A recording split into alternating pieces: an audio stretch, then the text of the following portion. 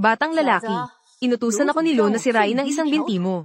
Kung may dapat sisihin, sisihin mo ang sarili mong bibig, na naglakas loob na makipag-usap sa dalawang anak ni Lo, nang may hindi magandang salita. Kung may gagawin kayo sa akin ngayon, tinitiyak kong ipapagsisisi ni Lo ang kanyang desisyon. Lahat, huminto kayo. Ginoong Lo, bakit kayo mismo ang dumating? Lahat, umalis kayo. Mabuti, tamang-tama ang oras.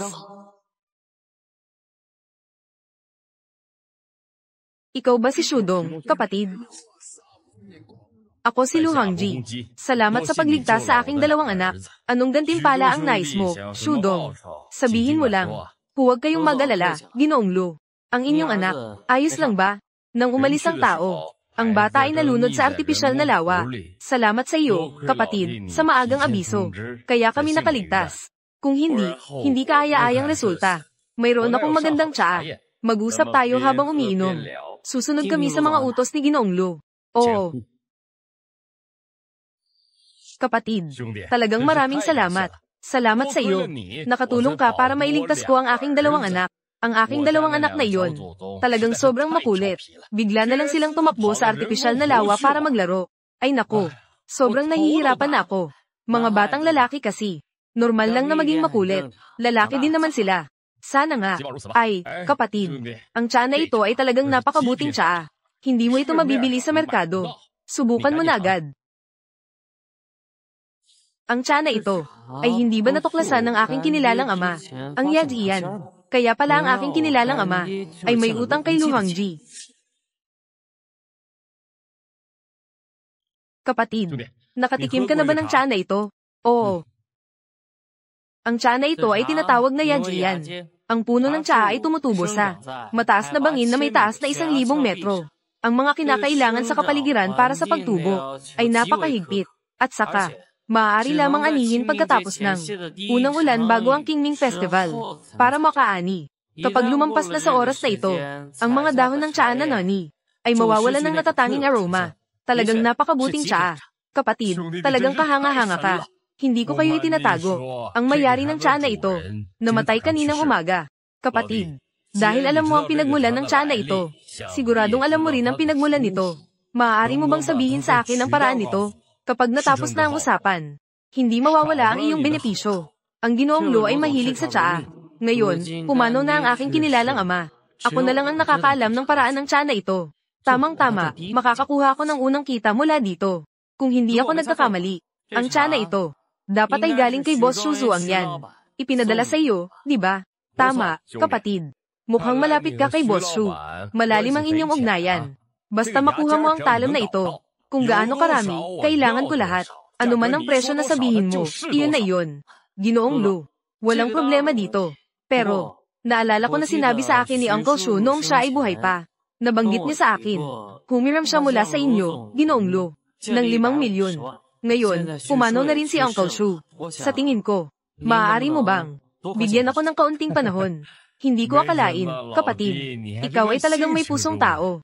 Ganito, wala nang interes kahit 1 sentimo. 5 milyong pangunahing kapital. Kapag may pera, saka ko ibabayad. Ano sa tingin mo?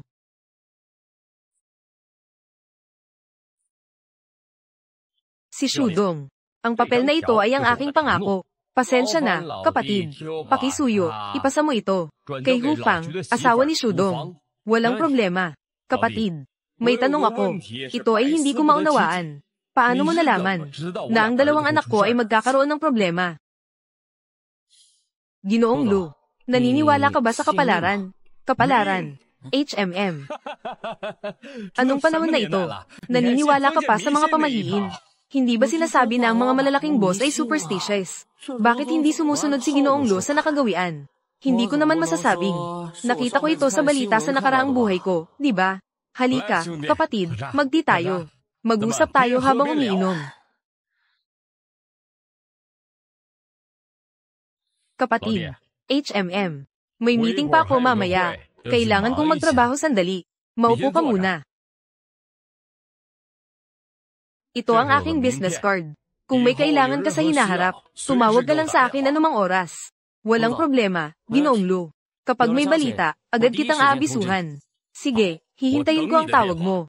HMM. Dapat gawin agad. Kailangan ng pera bago makuha ang mga dahon ng tsaa. Kung ganun, mag-resign ka at kunin ang pera.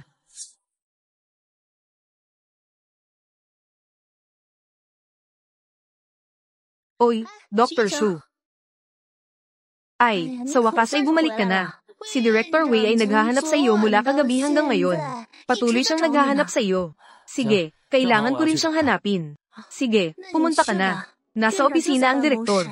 Oo, okay. Pasok. Oy, Xiao Shu. Hindi ba't nag-report ka na sa ospital dati? Gusto mong pumasok sa medikal na paaralan para sa edukasyon. Sa ngayon, may pagkakataon na. Kailangan mong samantalahin ito. Agad kitang ililipat doon. Director, kung may nais kang sabihin, sabihin mo na. Ganito kasi. Tungkol sa inyong departamento. Noong nakaraang umaga ay naganapang isang insidente ng medikal na pagkakamali. Ang pangunahing doktor ay isang nagtapos mula sa nangungunang ospital sa ibang bansa, si Zhang Yang. Director, gusto mo bang ipasa sa akin ang responsibilidad sa medikal na pagkakamali? Xiao Shu. Sa mga doktor na nag-a-apply para sa pagtuturo, ang iyong posisyon at antas ng edukasyon ang pinakamababa. Sa katotohanan, wala kang karapatang pumunta. Pero, kailangan mong akuin ang responsibilidad ng insidenteng medikal na ito. Ipapadala kita roon. Naalala ko ang insidenteng medikal na ito. Nagdulot ito ng malaking gulo. Akala ng ospital ay isang ordinaryong tao ang pasyente. Sa huli, may kamag-anak pala siya, na isang leader sa probinsya. Direkta nilang siniyasat ang bagay na ito, at nalaman ng buong katotohanan. Kung papayag ako, hindi na ako makakaahon. Alam ko kung ano ang iyong ikinababahala. Huwag mag-alala, ang ospital dito ay sisikaping pigilin ang opinyon ng publiko. At hindi ito makakaapekto sa iyong hinaharap. Kailangan mo lang bumalik, at magpahinga ng maayos sa loob ng isang buwan. Pagbalik mo, agad kitang ililipat roon. Sa oras na iyon, ikaw mismo ay mahihirapan na, at ililipat mo pa ako roon. Ay nako, Direktor, naniniwala ka ba sa kapalaran? Anong ibig mong sabihin? Direktor, nakikita ko ang iyong noo, ay medyo madilim. Ito, mukhang hindi magandang tanda. Si Shudong, alam mo ba ang sinasabi mo? Ikaw ay isang doktor. Kailangan mong panatilihin ang masusing saloobin sa agham. Paano mo maipapahayag ang mga pamahiin? Direktor, ang pagtingin sa mga bagay na ito, hindi lang dapat sa panlabas na anyo. Huwag kang magpakatanga para sa iba, at isakripisyo ang iyong kinabukasan. Iyan ay talagang hindi makakabuti sa iyo. Si Shudong, alam mo ba kung ano ang sinasabi mo? Alam ko naman kung ano ang sinasabi ko, pero hindi ko alam kung tungkol sa iyo. Ay, tama na. Ayaw kong makinig sa iyong walang kwentang usapan. Bumalik ka at pag-isipan mong mabuti. Bukas ng umaga, alas 9. Umaasa akong bibigyan mo ako ng kasiyasiyang sagot.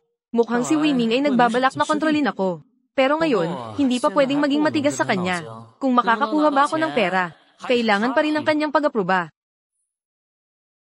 Direktor, ito ang aking liham ng pagbibitiw. Shudong.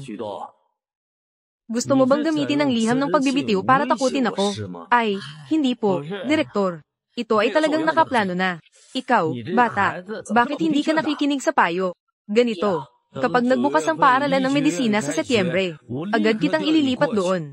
Kung hindi, ang mga bagay tungkol sa pag-uuri sa hinaharap ay hindi na magiging konektado sa iyo. Si Wei Yuanzhang. Pakiusap, aprobahan mo.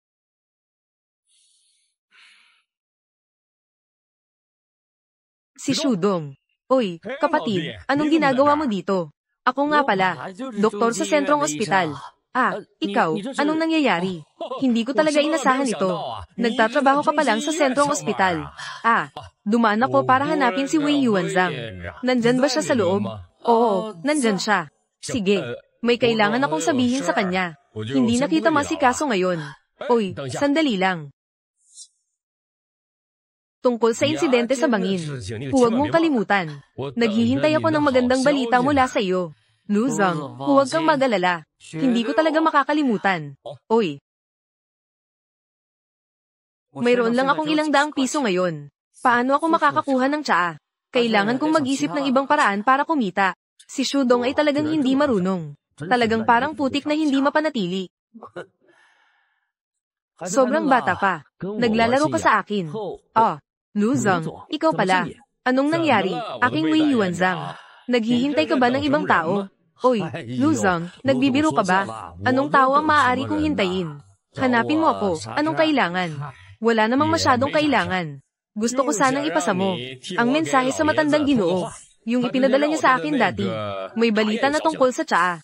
Sinasabi mo bang si Yajiner? Ay nako, ang ginan ko kahapon. Nagsalita pa nga tungkol dito. Kung mayroon kang koneksyon, mas mabuti pa. Ay, Ginoong Lu, may iba pa bang bagay? Hindi naman tayo estranghero sa isa't isa. Ano man ang nais mong sabihin, walang problema. Ang nakakakilala sa akin ay ikaw, Ginoong Wei. Sige, kaya't sasabihin ko na ng diretso. May doktor ba kayo sa ospital na? Ang pangalan ay Shudong. Si Shudong. Bakit bigla mong naisip siya? Sa totoo lang, kaninang umaga, iniligtas niya ang 2 anak ko. Kaya't nagpunta ako dito, upang makapagbigay ka ng tulong sa kanyang benepisyo. Mag-alaga ng kaunti. Iniligtas ni Shudong ang anak mo. Nasa ospital ba ito? Bakit hindi ko narinig ang tungkol dito? Ay, sa totoo lang. Sinasabi mo bang, kaya niyang malaman ang hinaharap? Ginoong Wei, alam mo naman ako. Wala akong tiwala sa ganitong uri ng kaalaman. Hindi ako naniniwala dito kahit kaunti. Pero iniligtas niya ang anak ko. Iyan ay isang tiyak na katotohanan. Kaya't gusto kong pumunta rito, para ipaalaga mo siya. Baka talagang may kakayahan si Shudong. Sige, pag-iisipan ko itong mabuti. Oo, hintayin mo akong makuha ang tsaa. Siguradong magdaraos ako ng salusalo sa bahay. Sa oras na iyon, imbitahan si Ginoong Lu. Siguradong sigurado. Sige, hindi na kita istorbohin. Sige, ingat ka. Oo. Hello. Oy, Ginoong Zhang. Kumusta na ang sinasabi kong ipasuri mo? Ginoong Wei. Tungkol sa taong pinasuri mo. Kaaway ba o kaibigan? May tao sa kanyang pamilya na nagtatrabaho sa tanggapan ng kalusugan ng probinsya. Hindi ito basta-basta na kaya nating harapin. Ano? Tanggapan ng kalusugan ng probinsya. Ah, sige, naiintindihan ko na, Ginoong Zhang. Balang araw, yayain kita sa pagkain. Oy, ayos lang, ayos lang. Mabuti. Nakakabahala. Kung hindi dahil sa paalala ni Shudong, wala na ako.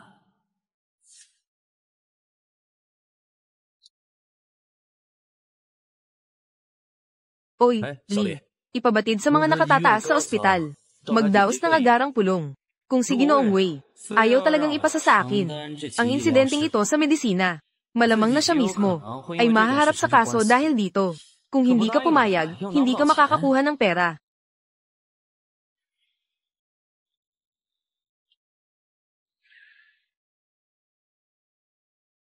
Si Shudong. Ay, ikaw, bata, bakit hindi ka nagtatrabaho sa oras na ito? Anong ginagawa mo dito? Ginoong Lu, nag-resign na ako. Nag-resign na. Oo, bakit ka nag-resign? Gusto kong magbago ng paraan ng pamumuhay. 0 pulgada. Totoong mababa ang sahod ng doktor. Si Shudong. Nagbasa ka na naman ba ng kapalaran kay Ginoong Wei? Paano mo nalaman ito? Sinabi niya sa iyo. Mukhang tama nga ako. Ikaw, masyado ka pang bata. Anong ibig mong sabihin dito? Isipin mo, sino ba si Ginoong Wei? Isang tunay na mataas na lider. Paano siya maniniwala sa mga ganitong bagay? Mga pamahiin. Siguradong pinagsabihan ka na naman. Ginoong Lu, talagang malinaw ang pananaw mo sa buhay. Kung ako lang sana ay may ganitong antas. Hindi sana ako pinagsabihan ni Ginoong Wei. Ikaw, mas bata ka pa. Marami ka pang oras para matuto. Pero, dahil nag-resign ka na, pumunta ka na lang sa akin. Hindi kita pababayaan. Salamat sa magandang intensyon, Ginoong Lu. Hindi pa inaprobahan ng ospital ang aking pagbibitiw. Magtatrabaho ako para sa iyo. Sa buhay ko, hindi ko kailanman magagawa. Magtrabaho para sa iba.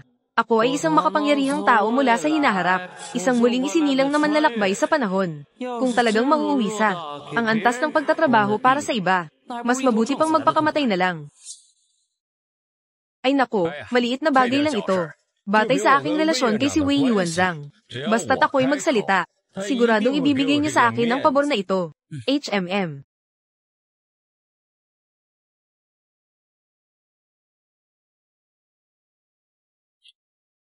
Hello, si Wei Yuanzhang. Si Lu Hongji. Anong kailangan mo sa akin? Wala namang masyadong bagay. Gusto ko lang sanang humingi ng pabor para kay Shudong. Isinumite na sa iyo ni Shudong ang kanyang pagbibitiw na ulat. Umaasa akong maaari mong aprobahan ito. Si Lu Hongji, kasama mo si Shudong. Ano ang sinabi niya sa iyo? Wala naman siyang masyadong sinabi. Pero, si Shudong ay bata pa. Kung mayroon mang nakasakit sa iyo, umaasa akong ikaw ay makakaunawa. Mga kabataan kasi. Normal lang na magkamali pa minsan-minsan. Ay, si Lu Hongji, nagkamali ka ng pagkaintindi. Paano naman makakasakit sa akin si Shudong? Wala na akong oras para magpasalamat sa kanya. Si Shudong ay medyo matalino. Hindi ko nabanggit kay Lu Hongji tungkol sa pananagutan sa medikal na insidente. Kung hindi. Hindi batang-batang ito. Talagang makikita ang hinaharap. Lu Zhang, nandyan ka pa ba?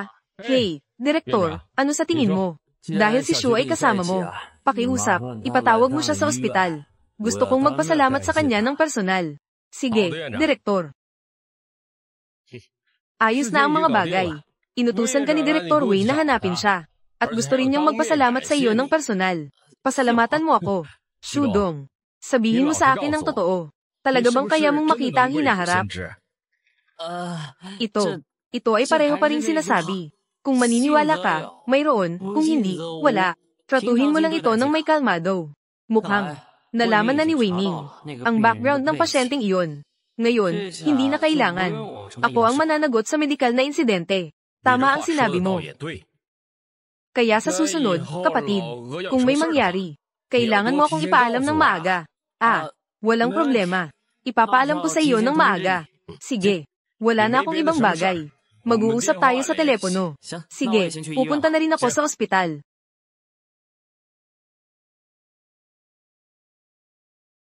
Mukhang, naitayo na ang aking reputasyon bilang isang manghuhula. Makakatulong ito sa mga susunod na bagay. Malaki rin ang maitutulong nito. Nandito ka na, Shu. Magbibigay ako sa iyo ng isang baso ng tubig. Ay, hindi na, Direktor. Hindi ako nauuhaw. Ito ang aking liham ng pagbibitiw. Naaprobahan niyo na ba? Shu, talagang magbibitiw ka ba? Sa iyong karanasan sa ospital, hindi imposible na makuha ang posisyon ng Deputy Director. Hindi rin ito imposible. Si Wei Ming ay tila gustong gamitin ang posisyon ng Deputy Director upang patahimikin ako. Sayang, hindi na ito ang aking layunin ngayon. Direktor, nagbibiro ka lang. Ako kasi, hindi masyadong magaling sa memorya. Ang oras ng operasyon kahapon, nakakalimutan ko na. Paano ito makakapasa? Sa pagsusuri ng Deputy Director. Shu, sabihin mo sa totoo, ang pag-alis mo sa ospital na ganito ay isang malaking kawalan para sa ospital. Direktor, masyado kayong mabigat. Pero may isang hiling ako. Maaari bang ibigay ang sahod ko noong nakaraang buwan? Sa pamamagitan ng cash. Sige, walang problema. Ganito, pupunta ako sa Finance Department. Kahit ang buwan na ito, isang bahagi para sa iyo. Salamat sa iyo, Ginoong Direktor.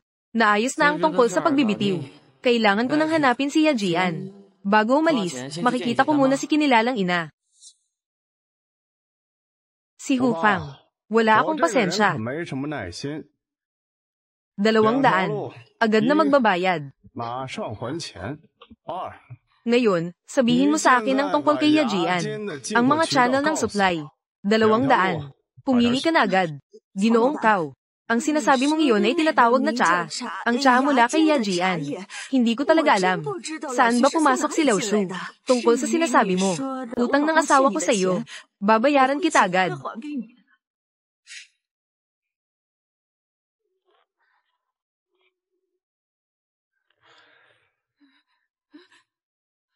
Sinasabi mong ikaw ay isang balo. Panatilihin ang channel ng supply mula kay Yajian. Anong silbi nito? Mas mabuti pang sabihin mo sa akin. Ako na ang magbebenta para sa iyo. Hahatiin natin ang kita sa 5 bahagi. At saka ang iyong restaurant. Maaaring nagkakahalaga pa ng 2 milyon. Sapat na ito para mabayaran mo ang utang. Di ba? Ginoong Kao. Oo, hindi kita niloloko. Nagsasama-sama na ako ng pera. Maghintay ka pa ng kaunti. Oras na naman. Ako ay isang negosyante. Ang pinakamahalaga sa akin ay ang oras. Si Hu Fang. Kailangan kong ipaalala sa iyo. Sa Jiangcheng. Gusto kong patayin ng isang tao. Pero madali lang ito. Bitawan mo, hindi ako naniniwala. Maliban kung kumilos tayo ngayon. Huwag mag-alala, hindi ako mag-uulat sa pulis. Gusto ko lang makita. Kaya mo bang patuloy na makaiwas sa batas? Kilala ko. Hindi ko kilala. Ayos lang iyon. Batang lalaki, nagkamali ka ng bahay, o kaya'y nakikialam ka. Pero ito ay maaaring magdulot ng kamatayan. Isang binata, mas mabuti pang umalis ka. Oy, yung tiyahin. Ako ay katulad ng inyong anak. Ako rin ay tinatawag na syudong. Ako ay mabuting kaibigan ng inyong anak, tiyahin. Ang namatay ay hindi na mabubuhay muli. Mangyaring tanggapin ang aking pakikiramay. Salamat sa iyo. Tiyahin. Batang lalaki, tungkol sa nangyari ngayon, kailangan mong makialam dito. Tama. Magkano ang utang ng Shu family sa iyo? Nasaan si Lao Shu? May utang siya sa akin ng 1 milyon. Kasama ang interes na 5,000. Kabuang 105,000. Ano, ikaw ba ang magbabayad para sa Shu family? Wala akong pera ngayon.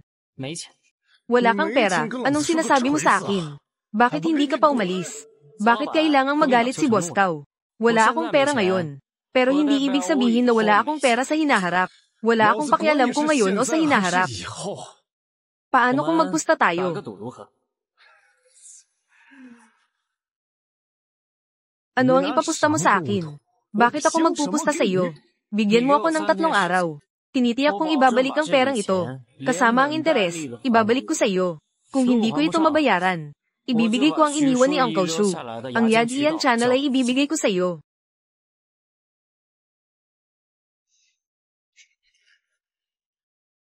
Ibig mong sabihin, alam mo ang Yajian Channel. Pagkatapos ng 3 araw, kung hindi ko mabayaran ang perang ito, ang Yajian Channel ay sa iyo na. Walang katibayan ng salita. Bakit ako maniniwala sa iyo? Madali lang ito.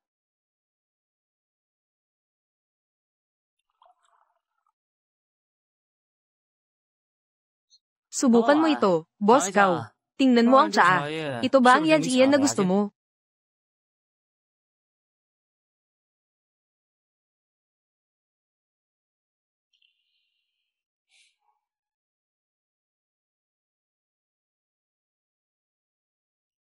Totoong Yajian nga. Sige, maaari kitang bigyan ng 3 araw. Pero walang katibayan ng salita. Gagamitin ko ang bahay na ito bilang collateral. Kaya mo bang gawin ito?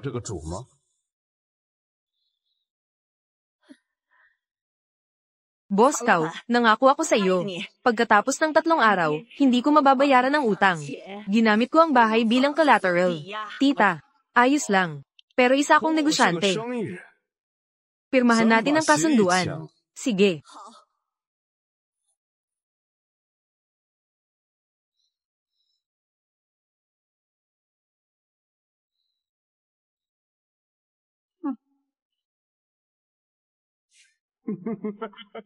Pagkatapos ng 3 araw, kung hindi ninyo mababayaran ang utang, ang bahay na ito ay magiging akin. Pakiusap, umalis ka. Ang bahay na ito ay akin. Bahay na may mga namatay. Sino ang gustong manatili dito? Palem.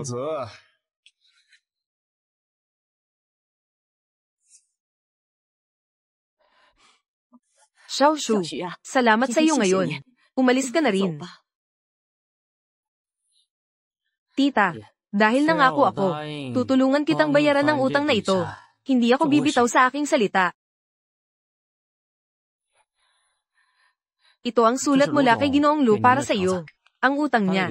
Sa ngayon, hindi mo na natin kailangang alalahanin.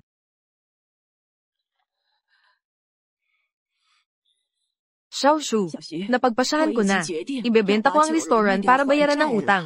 Tita, salamat sa iyong kabutihan. Tita, maghintay ka pa. Masyadong mababa ang presyo ngayon. Maghintay tayo hanggang sa maging angkop ang panahon. Tito at si Shudong. Siguradong nais din nila na makapagpatuloy ka sa mas mabuting buhay. Gusto ko sanang sumama sa kanila. Tita, mag-relax ka. Tito at si Shudong. Siguradong ayaw din nilang makita kang ganyan. Wala iyon. Mag-relax ka. Okay lang ang tiyahin. Kailangan kong magmadali. Kumuha ng mga bato mula sa bangin. Para makuha ang unang kita. Ganito lang ang paraan para masolusyonan ang utang ng aking ninang.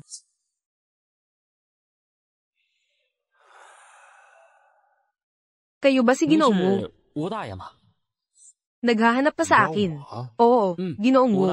Nandito ako para sa inyo. Nais kong bilhin ang mga dahon ng tsaa na hawak ninyo. Hintayin mo. Sinabi ng aking amang bisita na medyo matigas ang ulo ni Ginoong Wu. Hindi ba't madali naman kausapin? Papaluin kita. Ginoong Wu. Ano ang ginagawa ninyo? Nandito ako para kumuha ng tsaa. Hindi ako magnanakaw. Si Liu Damazi ang nagpadala sa iyo, di ba? Balik ka at sabihin mo kay Liu Damazi. Ang mga dahon ng tsaa ko ay itatapon sa Cobeta. Hindi ko siya ibebenta. Ginoong Wu, pakinggan ninyo ako. Hindi ako, Ginoong Wu. Si Shu Zuang yan mula sa Jiangcheng. Pinapanta ako ni Ginoong Shu para hanapin kayo. Ginoong Shu, sinabi mong pinadala ka ni Ginoong Shu. Ano ang ebidensya mo? Umalis ka na agad. Huwag mong sisihin ako kung hindi ako magiging magalang. Ginoong Wu, si Ginoong Shu ba ay nagbigay sa iyo dati ng isang business card. Kaya kung i-recite ang numero ng telepono sa itaas, mas mabuti pang huwag mo akong lokohin, ha? HMPH.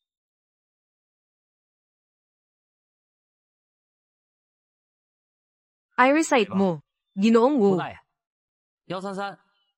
3,333. Sabihin mo, tama ba ang nersite ko? Totoo nga. Hindi ba't ang batang ito ay talagang ipinadala ni Ginoong Shu? Ibigay mo sa akin ang iyong telepono. Tatawagan ko si Ginoong Shu para makumpirma. Basta't marinig ko ang boses ni Ginoong Shu, maibebenta ko na sa iyo ang tsaa. Ginoong Wu, si Ginoong Shu. At ang kanyang anak ay namatay sa aksidente. Ito, paano ito posible? Ako ay kaibigan ng kanyang anak, at pareho kaming pangalan. Tinatawag din akong Shudong. Dumating ako sa iyo ngayon, dahil sa hindi maiiwasan na dahilan. Hindi ako naniniwala. Ang mabuting tao ay may gantimpala. Hindi magiging ganito kabagsik ang Diyos. Ginoong Wu, ito ang asawa ni Ginoong Shu. Ang abiso ng pagkamatay na ipinadala ni Tita Ho. Tingnan mo.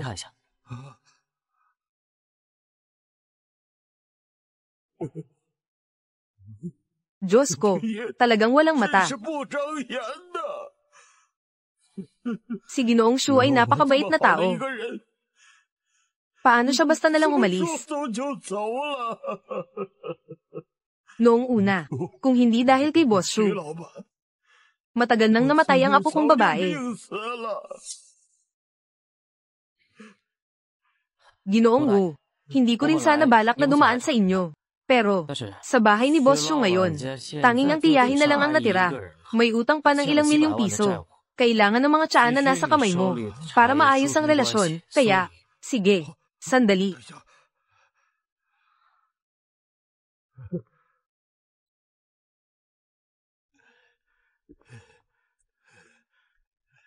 Ginoo, isa lang siyang magsasaka na nag-aalaga ng mga produkto. Wala rin siyang masyadong pera. Ito ay 3 kilo ng tsaa. Kunin mo na. Sana makatulong ito.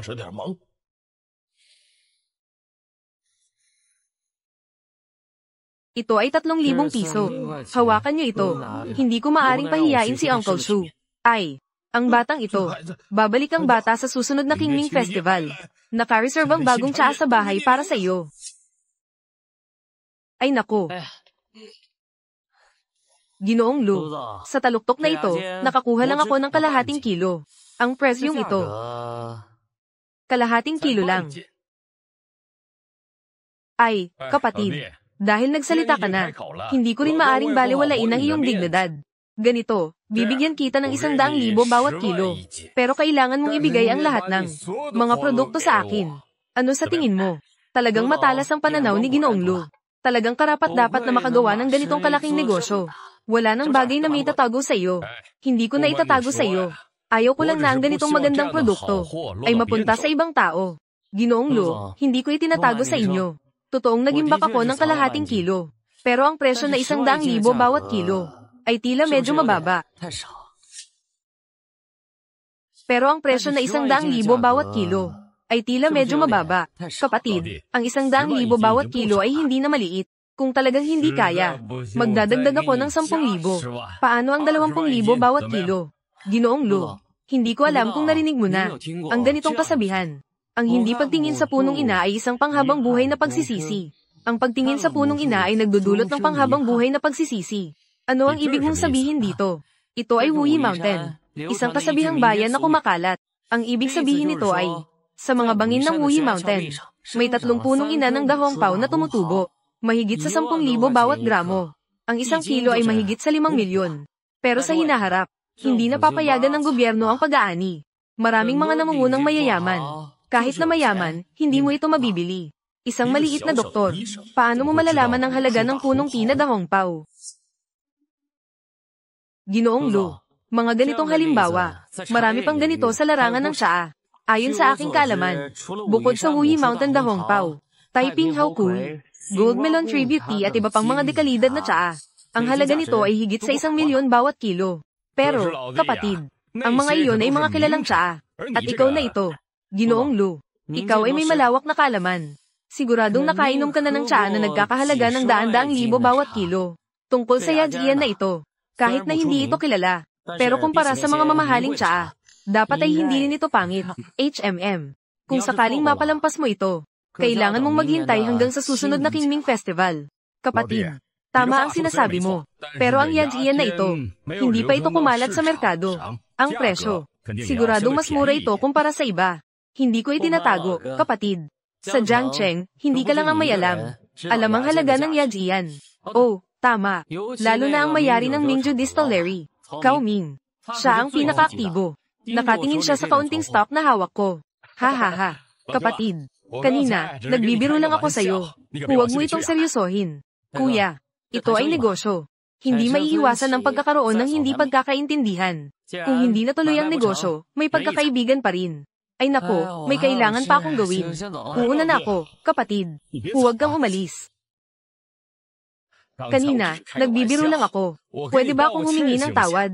Ang presyo ay 66,000 yuan bawat kilo. Ito lang ang kaya kong ilabas na cash ngayon. Isipin mo na lang na paborito sa kuya. Sige na. Dahil sinabi mo na, ibebenta ko sa iyo ang tsaa. Pero huwag mong sabihin sa iba.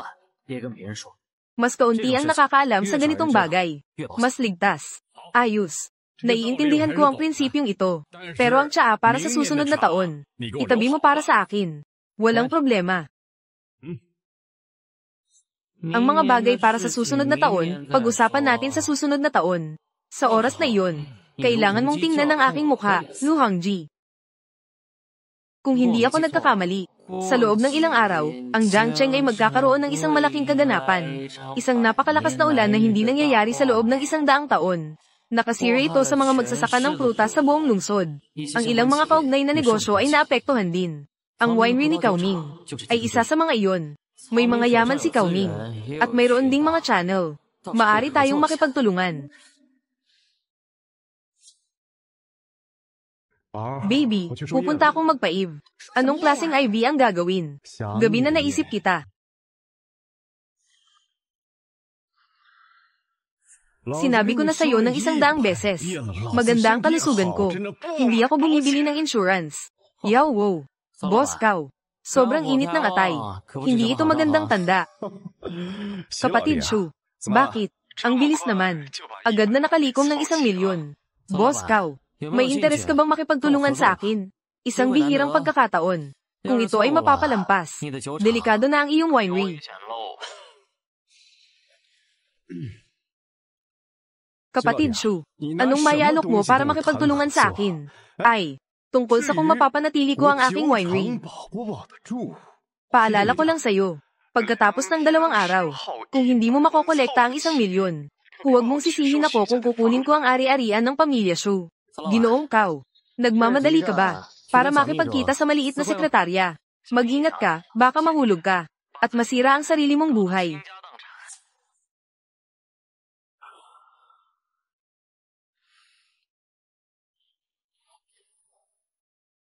Kapatid Shu, ano ang ibig mong sabihin sa sinasabi mo? Hindi ko maintindihan. Tungkol sa akin at sa sekretarya, paano niya malalaman iyon? Ginoong Kao, naniniwala ka ba sa tadhana? Kapatid, ano ang sinasabi mo? Hindi ko maintindihan. Ako kasi, ayaw kong magsalita ng masyado sa telepono. Sa loob ng kalahating oras, pumunta ka sa ikatlong palapag ng Jade Tea Restaurant. Huwag kang magtagal, ha? Ang batang ito ay naglakas loob na bantaan ako. Pero, tungkol sa paghahanap ko kay Xiaomi, kung malaman ito ng tigre, talagang mapapahamak ang aking winery.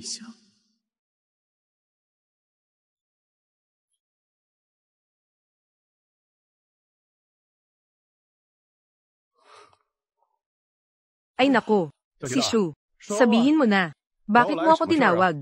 Kung hindi mo masabi ngayon, sasabihin ko sa iyo ngayon, bakit ang mga bulaklak ay may ibang kulay?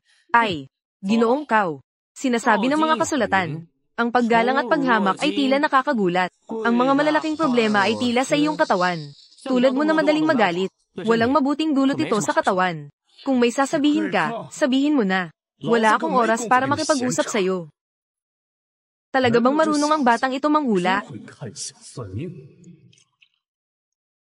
Si Shu, huwag mong isipin na hindi ko alam ang ginagawa mo.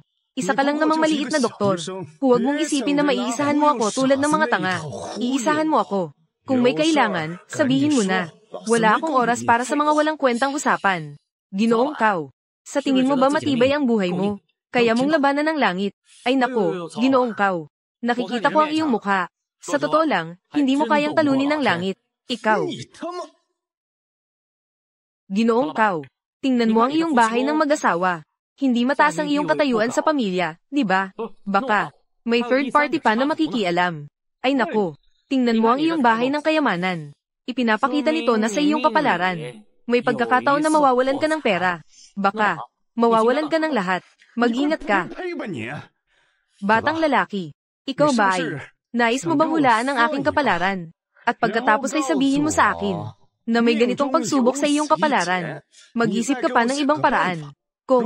Kaya kung punitin, ang utang ni Lao Shu, makakatulong pa sa akin na makaiwas. Sa mga pangarap, makipaglaban sa akin. Medyo bata ka pa. Ay nako, sinasabi mo ang tungkol sa kapalaran. Talagang walang kontrol. Pagkatapos ng isang oras, darating ang iyong kalaban. Boss Kao, isang beses lang ang pagkakataon. Ikaw na ang bahala. Ako. Wala akong gaanong pasensya. Aalis na ako.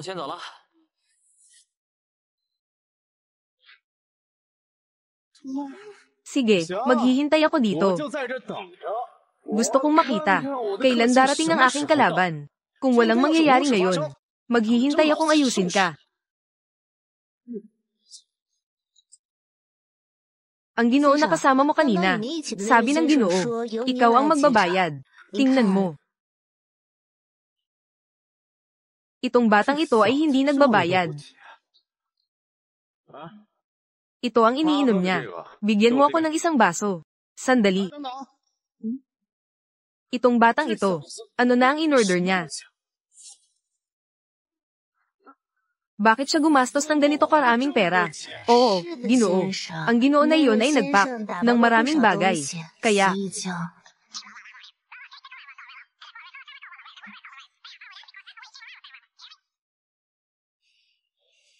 walang anuman, kapatid. Ayaw ko na ito. Bigyan mo ako ng isang baso ng tubig. Sige.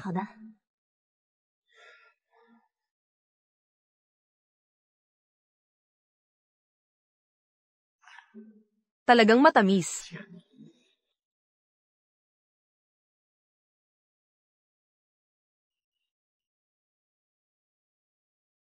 Zhuangguo Group Wine Industry.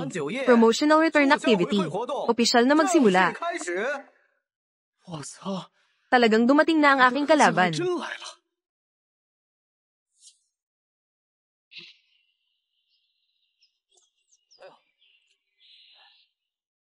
Magkano ang mga ubas na ito?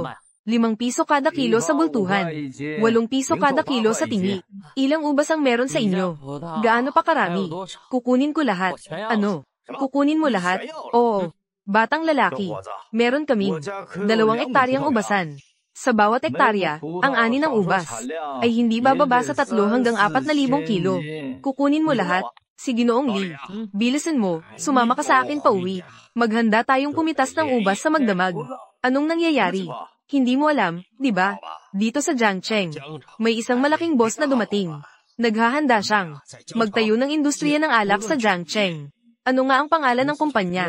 Ang pangalan ay Zhongyu Wine Industry. Iyan ay pangalawa sa pinakamalaking industriya ng alak sa bansa. Pangalawa sa pinakamalaki. Paano siya nakarating dito sa atin para magtayo ng pabrika? Oo, sila. Nitong mga nakaraang araw, ay naghahanda na bumili ng maraming ubas dito. Bawat kilo, 6 na piso kada kilo ang ibabayad. Ano, 6 na piso? Kung ganito ang bibilangin, tayo, sa bawat hektarya, ay makakakuha ng hindi bababa sa dagdag na kita, 3,000 hanggang 4,000. Batang lalaki, pagkain. Ang mga ubas namin, hindi na namin maibibenta sa iyo ng 5 piso. Ako, ang pinakamataas na maibigay ay 5 piso. Hindi na pwedeng tumaas pa. Sige, pasensya na. Batang lalaki, hindi na namin maibibenta sa iyo. Mukhang, ang Zhongyu Wine Industry ilang araw na ang nakalipas, ay nagsimula ng magplano. Naglabas ng balita ngunit hindi bumibili.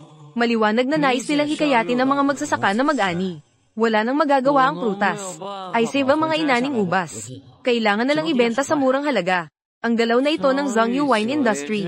Magaling ang laro nila. Pero ang malakas na ulan bukas ng gabi ay ganap na makakasira sa kanilang plano ng pagbili. Hindi pwede. Kailangan kong mag-isip ng paraan. Tulungan ang mga magsasaka at makakuha din ng malaking kita. Ginoong Kao, totoo ang sitwasyon. Zhongyu Wine Industry nagdeklara sa publiko na magtatayo ng isang pabrika ng alak na ubas. Ang sukat ay 3 beses ng atin. Ginoong Kao, ang Zhongyu Group ay may malakas na kakayahan. Kung sila talaga, sa Jiangcheng magtayo ng pabrika, iyan ay isang malaking dagok sa ating pabrika ng alak. Iyan ay nakamamatay. Kailangan mong mag-isip ng solusyon. Sige, alam ko na. Bumaba ka na. Oy, Ginoong Kao, bumaba.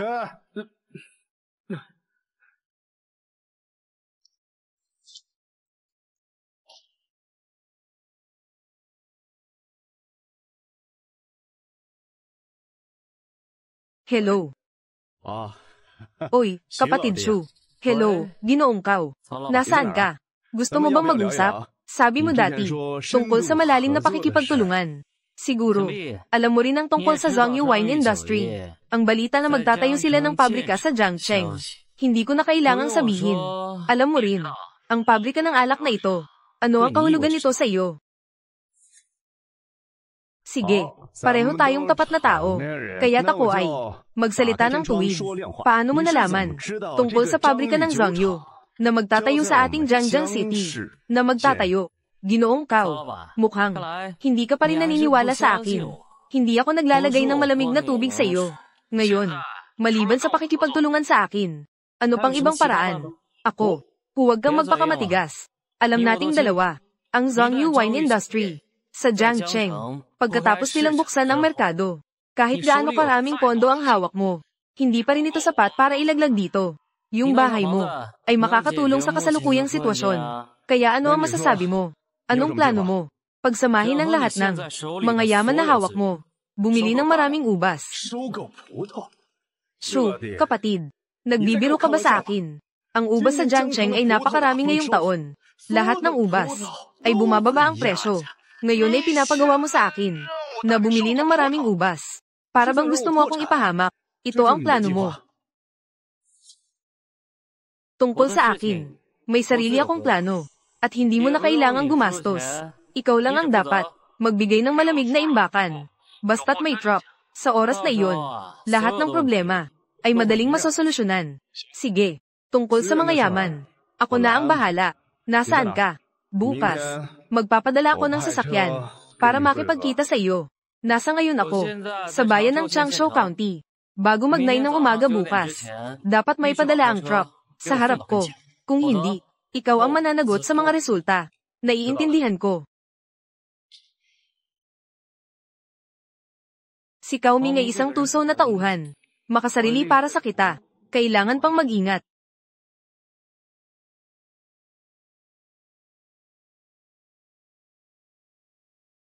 Hoy, kapatid na Lu. Mayroon ka bang numero ng asawa ni Kaoming? HMM. Ipadala mo sa akin, ipadala mo sa akin. Oo, ayos. Pagkatapos, pakakainin kita. HMM. Kaoming, mabuti pang gawin mo. Huwag mo akong lokohin. Kung hindi, papayagan kitang hindi makakagalaw sa kahihiyan. Matandang Zhang. Ang balita mo, ayos ba talaga? Bakit parang ang merkado ngayon, tulad ng dati, walang kahit anong ingay? Paano kita maloloko? Ang balitang ito ay narinig ko mula sa isang tao sa Bureau of Industry na aking pamangkin, na narinig ko roon. Mag-relax ka lang. Huwag kang mag-alala.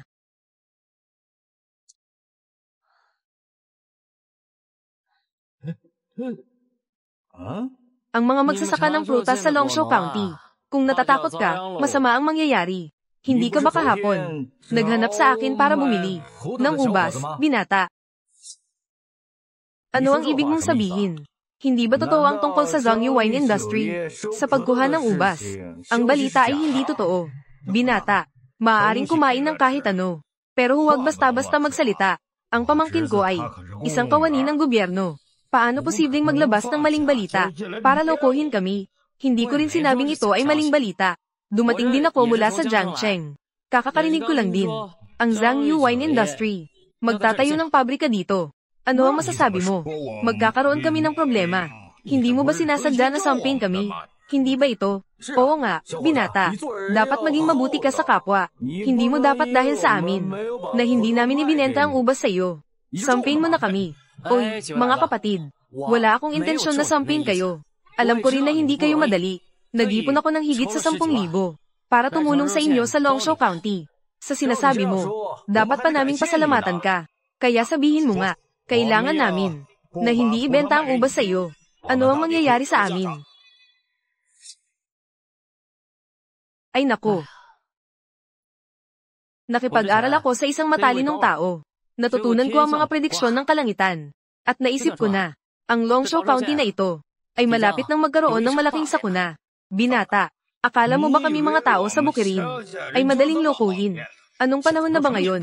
At ikaw pa ang darating sa amin. Ang mga lumang pamahiin na ito. Talagang nakakatawa ito. DROWNROMI. Tingnan mo, binata. Mukhang nababaliw ka sa pag-iisip ng pera. Anong panahon na ba ito? Natututo ka pang magkunwaring banal. Buhay binti PAIKOT.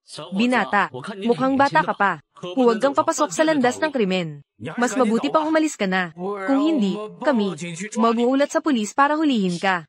Ay nako. Kayo sa Long Life County, Long Life Palace. Nakaalay ba sa loob ang Diyosa ng Long Life? Ang mga taong nakapunta sa Long Life County. Sino ang hindi nakakaalam? Sa Long Life Palace ng Long Life County, nakaalay ang Diyosa ng Long Life. Gamitin ang ganitong bagay para lokohin ang tao. Binata, ang Diyosa ng Long Life. Patuloy na nagbabantay sa Long Life County. Maayos na klima at patubig. Kung maglakaslog kang gamitin ang kanyang pangalan para magpanggap at manloko. Wala kang magandang kapalit. Kayo, Long Life Palace.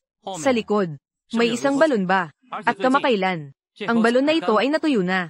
Binata, ano ba talaga ang gusto mong sabihin? Naalala ko, mahigit 100 taon na ang nakalipas, di ba? Ang balon na ito ay natuyo. Nagkaroon ng isang napakalaking tagtuyot at marami ang namatay sa gutom. Sa pagkakataong ito, kabaligtaran ng sitwasyon. Sa pagkakataong ito, sa halip ay darating ng isang napakalaking pagbuhos ng ulan na hindi nangyari sa 100 taon. Matandang Zhang, noong nakaraang araw, kakagaling ko lang sa Changshu Palace. At talagang tama ang sinabi ng batang ito. Ang balon na iyon ay talagang natuyo. Matandang Li, paano mo naman ito pinaniniwalaan? Ito ay walang katotohanan. Hindi, talagang narinig ko. Sinabi ng mga matatanda sa nayon. Mahigit 100 taon na ang nakalipas. Matapos matuyo ang balon na iyon, nagkaroon ng malaking tagtuyot. Baka ito ay ang babala mula kay Shouxian Maguniang na ibinibigay sa atin. Anong babala? Maliwanag na ang batang ito ay gustong kunin ang ating ubas. Sadyang pinapababa ang presyo. Hindi tayo dapat makinig sa kanya. Ang mga taong ito, talagang mahirap lokohin. Tama nga, noong nakaraang buhay, nakita ko sa dyaryo ang balita. Ngayong tanghali, sa pangunahing bulwagan ng Changshu Palace, magkakaroon ng sunog. Tamang-tama, maaari itong gamitin. Takutin sila ng kaunti. Ay nako, hindi kayo naniniwala. Sige na nga. Nagpapalagay ako. Sa panahong ito, ang Long Life Palace.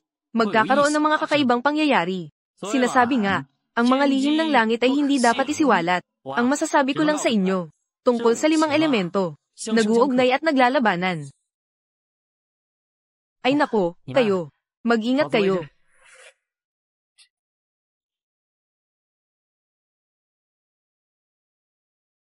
Si matandang Zhang. Ang sinabi niya, ano ang ibig sabihin noon? Paano ko ba alam? Ang batang ito, sa isang tingin, talagang nagtatakot lang. Huwag mo nang alalahanin. Maghintay ka pa ng kaunti. Ang Zhang Yu Wine Industry. Malapit nang dumating para kolektahin ang mga ubas.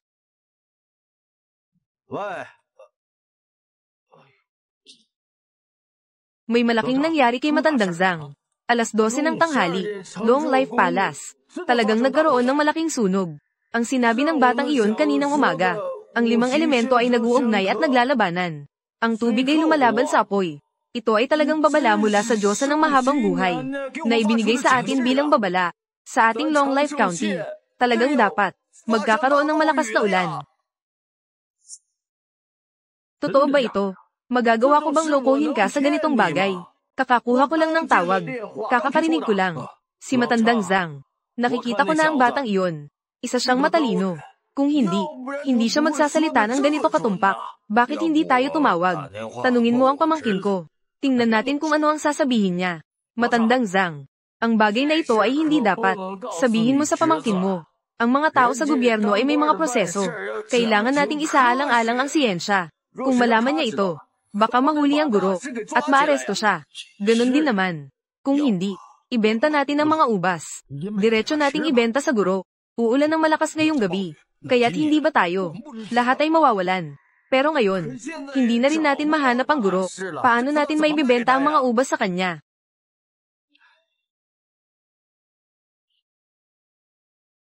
Guro. Sa wakas, nandito ka na.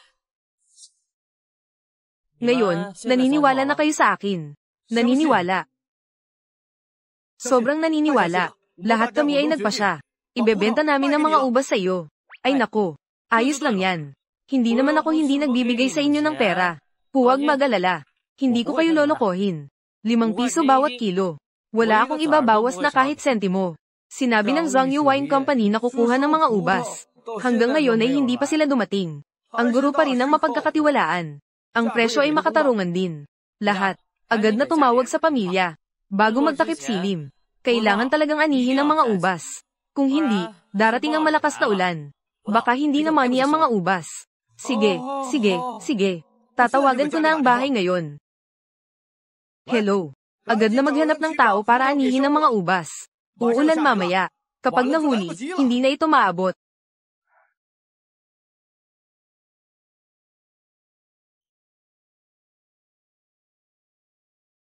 Hello. Nasaan ka na? Tingnan mo ang gabi. Malapit nang umulan. Dapat mag-ingat sa daan. Nakarating na sa lugar. Agad na ilagay ang mga ubas sa malamig na imbakan. Boss Shu, huwag kang mag-alala. Siguradong mag-iingat ako sa pagmamaneho. Sige.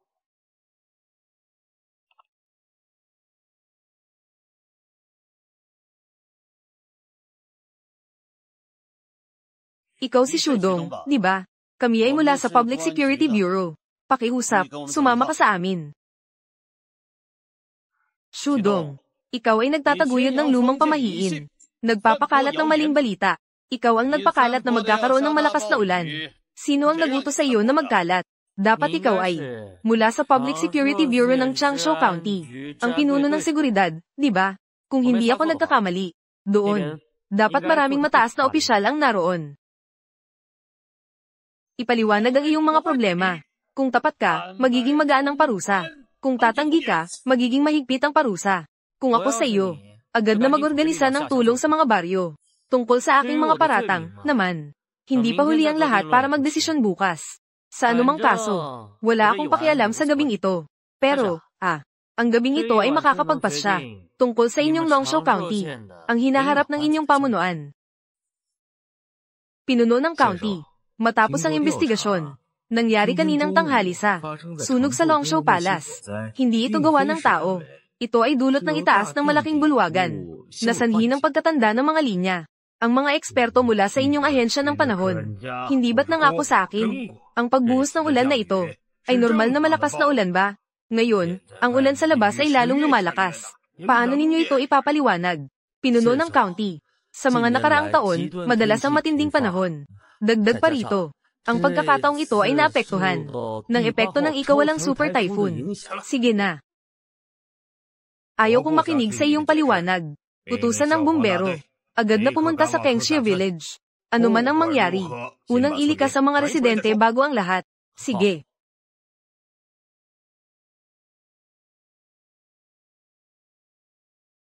Sana hindi ka nagsisinungaling. Kung hindi,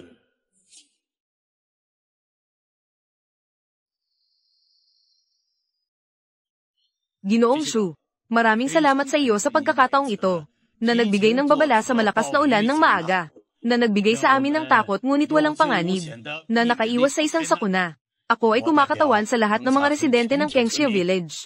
Nagpapahayag ako ng pasasalamat sa inyo. Ay nako, Kapitan. Ito ay dahil sa mahusay na pamumuno ng mga pinuno ng lalawigan. Sinusuri ang sitwasyon at pagkakataon. Ako rin ay nagbigay lamang ng kaunting tulong. Ginoong Shu, may isang bagay. Hindi ko alam kung dapat itanong o hindi. Kapitan.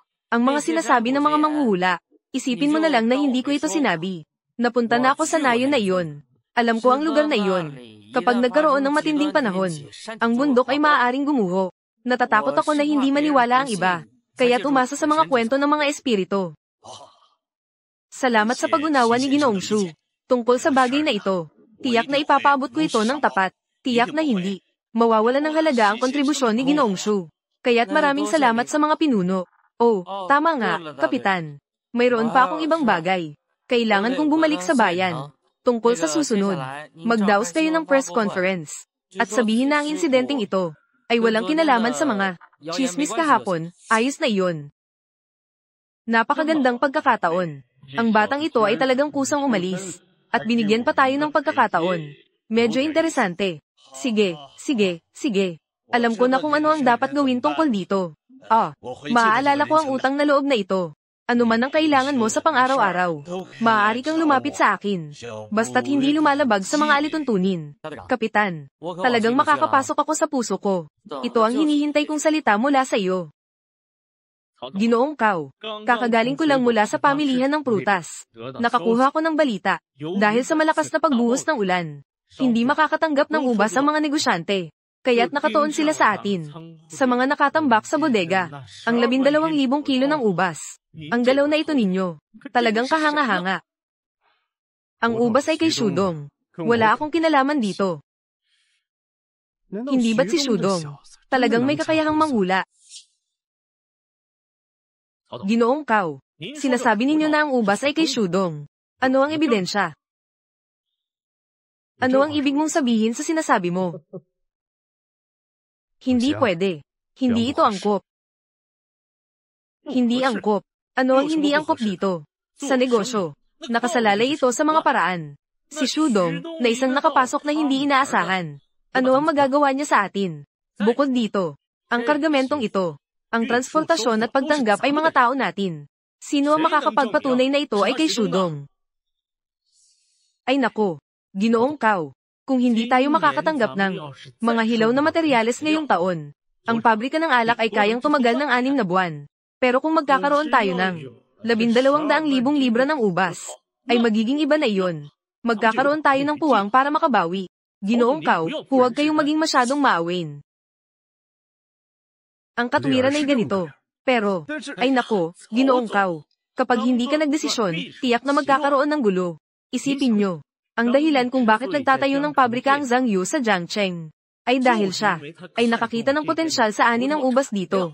Kung hindi natin sila mapapalayas ngayon, ang ating negosyo sa hinaharap ay tiyak na maaapektuhan. Hindi pa rin ito sapat. Si Shudong ay napakatuso. Natatakot ako na may mga plano siya. Hihihi. Ginoong Kao, ang inyong mga alalahanin ay labis na. Kagabi, inutusan ko na ang tao na i-report siya.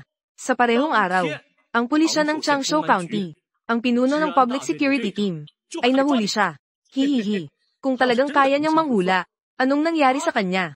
Bakit hindi niya ito naisip, na siya ay may ganitong kapalaran? At narinig ko pa na, ang nagkalat ng maling balita, ay nagdulot ng takot sa mga tao. Sinira ang katatagan ng lipunan. Kaya't siguradong tatagal siya ng 3 hanggang 5 taon. Pagkatapos ng 3 hanggang 5 taon, makakabenta pa ba siya? Kaya't sinasabi ko, dapat nating ubusin ang nasa bodega. Ang grupong ito ng ubas na talagang nararapat. Ha ha ha. Ginoong Wang, nang dumating ka sa kumpanya, talagang pinahalagahan kita. Isipin mo, sa loob lamang ng 6 na buwan, umakyat ka na sa posisyon ng manager. Magtrabaho ka ng mabuti. Sa hinaharap, ang posisyon ng assistant manager ay sa iyo na. Ay nako, nakikita ko ang potensyal mo. Ay nako. Salamat sa pagtulong, Ginoong Kao. Naniniwala ako na gagawin ko ang aking makakaya. Tiyak na hindi ko bibigwin ang iyong tiwala.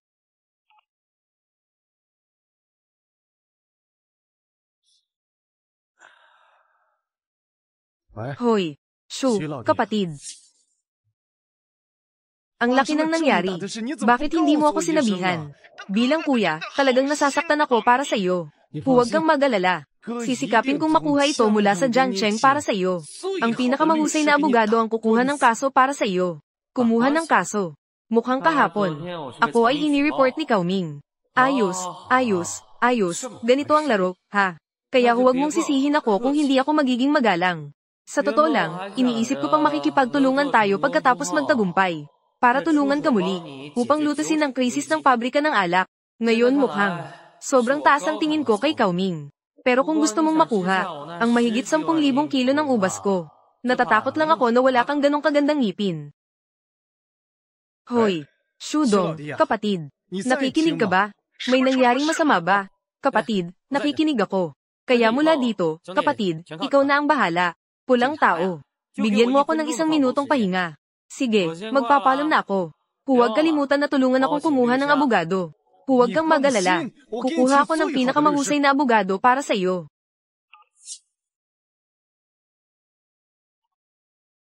PFFT. Kumuha ng abogado. Magandang manatili ka sa detention center. Ang mga ubas mo. Hey, tinatanggap ko na. Ay nako. Basta't bumalik ka. Bukas ang huling araw ng deadline. Kailangan ng tiyahin na ayusin ang mga bagahe. Lumipas na ang araw na ito. Hindi ko alam kung makikita pa tayo sa hinaharap. Kung magkikita pa ba tayo. Tiya, sa ngayon, nasa kamay ko. Isang kargamento na nagkakahalaga ng higit sa 1 milyon. Naniniwala ka ba sa akin? Bago magtakip siling ngayon, sigurado akong makokolekta ko ang utang. Pero sa ngayon, kailangan ko ng tulong mo. Binata, tiya, talagang hindi ko kayang. Ilugso ka sa gulo.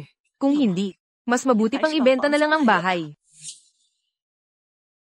Tiya, Zhang Yu Wine Industry. Malapit nang magtayo ng pabrika sa Jiangcheng. Magdudulot ito ng malaking pagtaas sa presyo ng bahay sa Jiangcheng. Sa panahong ito, kung ibebenta mo ang bahay, malaki ang mawawala sa iyo. Bukod dito, ayaw mo ring umalis sa bahay na ito, di ba? Sige na, sabihin mo, anong tulong ang gusto mong ipagawa sa tiya? Ganito kasi. Sabi sa akin ni Xiaodong noong siya ay buhay pa, ang inyong restaurant ay may CCTV. Gusto kong tingnan ng CCTV. Tingnan ng CCTV. Ano? Ito ang susi ng restaurant. Kung alam mo ang lugar, pumunta ka na lang. Sige, mauuna na ako. HMM. Si Cao Ming, ang matandang ito, talagang marunong maghanap ng lugar. Kung hindi ko alam ang tiyak na oras, talagang hindi ko mahahanap ang ebidensya ng kanyang pagtataksil. Gusto kong makita. Sa pagkakataong ito, paano mo haharapin ang iyong nanay na tigre?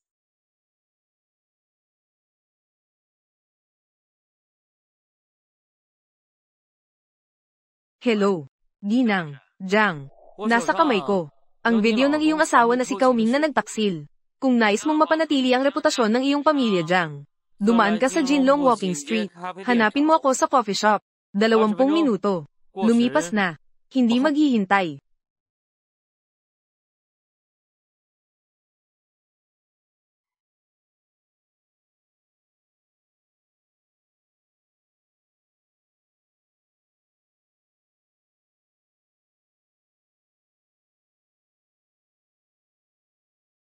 Nasaan ang mga bagay? Kinumpiska ng iyong asawa ang isang batch ng aking mga kalakal. Basta tutulungan mo ako, Ginang. Jiang, ibalik ang mga kalakal. Wawasakin ko ang video sa cloud drive. Ganap na sirain. HMPH. Dahil alam mo ang aking mga lihim. Naglakaslog ka pang magbanta sa akin. Hindi ka ba natatakot na maghiganti ako sa iyo? Ano ang maaari kong ipagbanta? Gusto ko lang ibalik ang mga bagay na akin. Hindi naman labis ang hiling na ito, di ba? Huwag nang magpaligoy-ligoy. Gusto kong makita ang mga bagay.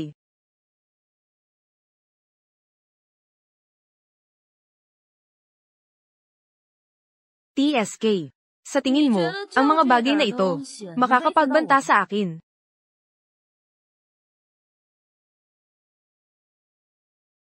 Isang kagalang-galang na dalaga ng pamilyang Jiang, na niloko ng kanyang asawa. Ang bagay na ito, kung kumalat, ang inyong pamilyang Jiang, sa mataas na lipunan, baka naman, magiging katatawanan tayo. HMPH.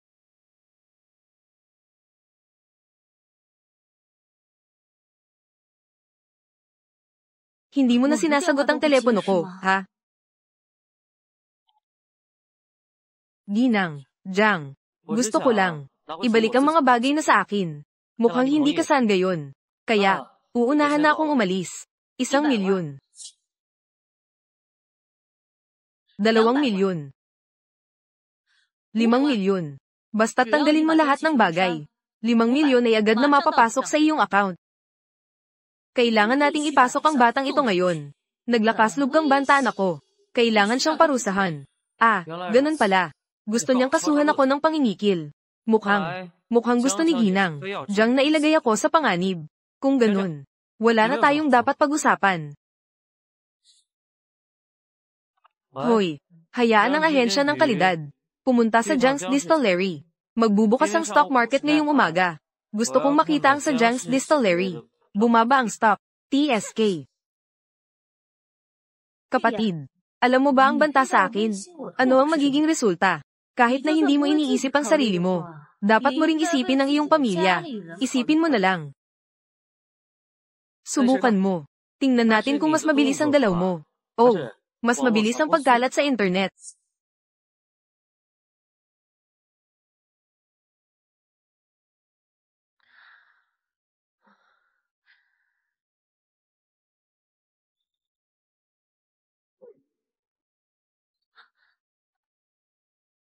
Hindi maganda ang sitwasyon ng dalaga. May malaking nangyari na. Nagbagsak ba ang stock? Paano mo nalaman? 5 minuto na ang nakalipas. Nakakuha ng ulat ang ahensya ng kalidad. Sinasabing ito ay mula sa ilalim ng Jiang. Ang Jiang Hedakyu ay may halo. Sa kasalukuyan, nakabuo na ng koponan ng investigasyon. Sa lalong madaling panahon ay darating. Mag-iimbestiga sa ating punong tanggapan ng alak. Tinanong lang kita. Nagbagsak ba ang stock? Oo, kakabukas lang. Ang stock ng Jiang Wine Industry ay bumagsak ng 10 puntos. Ano ba talagang ginagawa ng taong ito? Tulad ng ganitong mga tao, wala sa atin ang may lakas ng loob na magalit. Ano ba talaga ang ginagawa niya? Ano na ang nangyari sa taong iyon? Kakababa lang. Bilisin mo at habulin mo siya. Oo.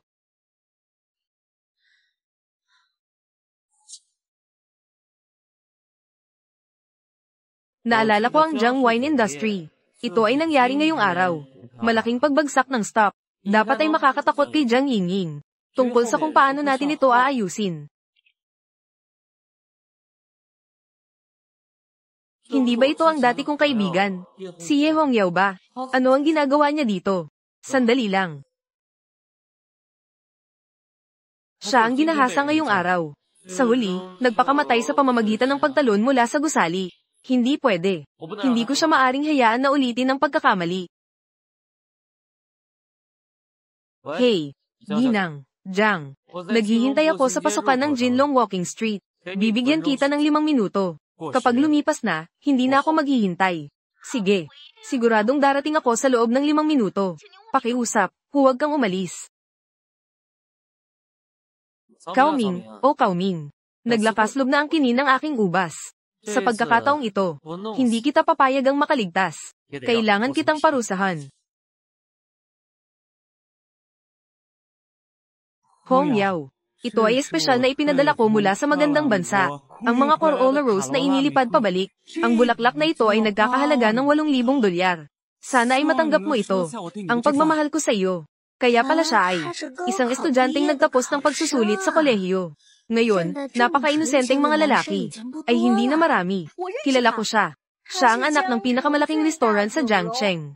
Ang binata ng Wangjiang Tower. Kung mayroon akong ganitong kayaman na kasintahan, magiging masaya ako kahit sa panaginip, pagsang-ayon sa kanya. Hindi ito posible sa pagitan natin. Tumayo ka muna. Hong Yao, hindi mo ba sinabi na pagkatapos ng pagsusulit, ay susundin mo akong maging kasintahan? Kung hindi ka sisi ngayon, hindi na ako tatayo. Ako. Ay nako. Tumayo ka muna. Nangako ka na. Alisin mo ang iyong maruming kamay. Kailan siya? Nangakong magiging girlfriend mo. Bingi ka ba? Hindi mo ba narinig ang sinabi niya kanina? Wala bang posibilidad sa pagitan ninyo? Ito ang tarantado. Matapos siyang tanggihan ni Ye Hongyao, pinag-drug siya at ginahasa. Pagkatapos ay lalo pang umaasa sa impluwensya ng pamilya para makaiwas sa parusa. Ito ang naging dahilan. Si Ye Hongyao ay sa huli ay nagpakamatay sa pamamagitan ng pagtalon mula sa gusali. Sa pagkakataong ito, hindi kita papayag ang magtagumpay. Si Ye Hongyao, sino siya? Ako ang boyfriend niya. Paano? Gusto mo bang agawin ang girlfriend ko? Batang lalaki, alam mo ba ang sinasabi mo? Sabi mo boyfriend siya. Akala mo ba bobo ako? Magsimula ka nang umalis. Kung hindi, ang kamao ko ay hindi basta-basta. Alam ko naman kung sino siya. Ang pangalan niya ay Ye Hongyao. Guro ng Ingles sa Jiangcheng High School. May master's degree. Siya ay 25 taong gulang. Ang kaarawan niya ay Nobyembre 7. Mahilig sa hanfu. Mahilig sa klasikal na panitikan. Klasikal na mga instrumento. Ye Hongyao, ikaw, maliit na cute. Sa araw-araw, nagkukunwari kang malinis. Hindi ko inasahan. Matagal nang natulog ka sa batang ito. Ikaw. Siya ang boyfriend ko. Kaya, pakiusap, tigilan mo na. Sa hinaharap, huwag ka nang muling mangabala sa akin. Mamatay ka na. Ano pang hinihintay mo? Ayatak mo siya. Alam niyo ba kung sino ako? Naglakas loob kayong makialam sa mga bagay ko. Mukhang sawa na kayo sa buhay. Maniniwala ka ba na maghahanap ako ng tao? Papatay ko kayo. Hindi ako naniniwala. Hindi ako naniniwala. Paano? Gusto mo bang patayin din ako? Bakit ikaw ang Jiang Jia? Hong Tao, sasabihin ko sa iyo. Ngayon, dahil sa mukha ng iyong ama na si Hong Dahay, pinatawag kita. Sa susunod, kung makita ko, kung hindi ka magalang sa ginoong ito, huwag niyong asahang magtagumpay ang negosyo niyo. Ito, huwag nang magatubiling umalis. Jiang, Tita Jiang, umalis na ako. Ginoong Shu, masaya ka ba sa ganitong pagtrato sa iyo? Ginang Jiang, kung nais mong lutasin ang problema, mas mabuti pang dalhin ng tao sa pabrika ni Cao Ming. Hihintayin kita sa malamig na imbakan ng alak. Oh, tama nga. Hindi ko pa alam kung paano kita tatawagin.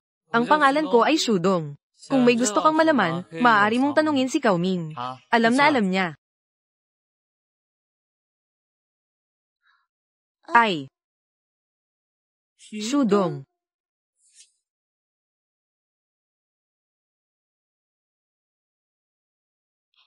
Salamat sa pagtulong mo sa akin ngayon. Pero bakit ang dami mong alam tungkol sa akin? Guru Ye, umuwi ka na muna. Makikipag-ugnayan ako sa iyo mamaya. Sasabihin ko sa iyo ang lahat ng gusto mong malaman. Tandaan mo, kahit sino pa ang tumawag sa iyo para makipagkita, huwag kang pumayag. Sige.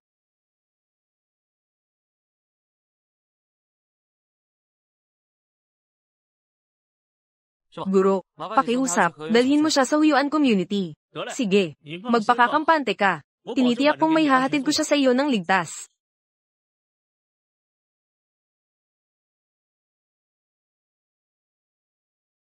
Bantayan mo siya. Kung may magtatangkang magbigay ng impormasyon, tatanggalin ko ang isang binti.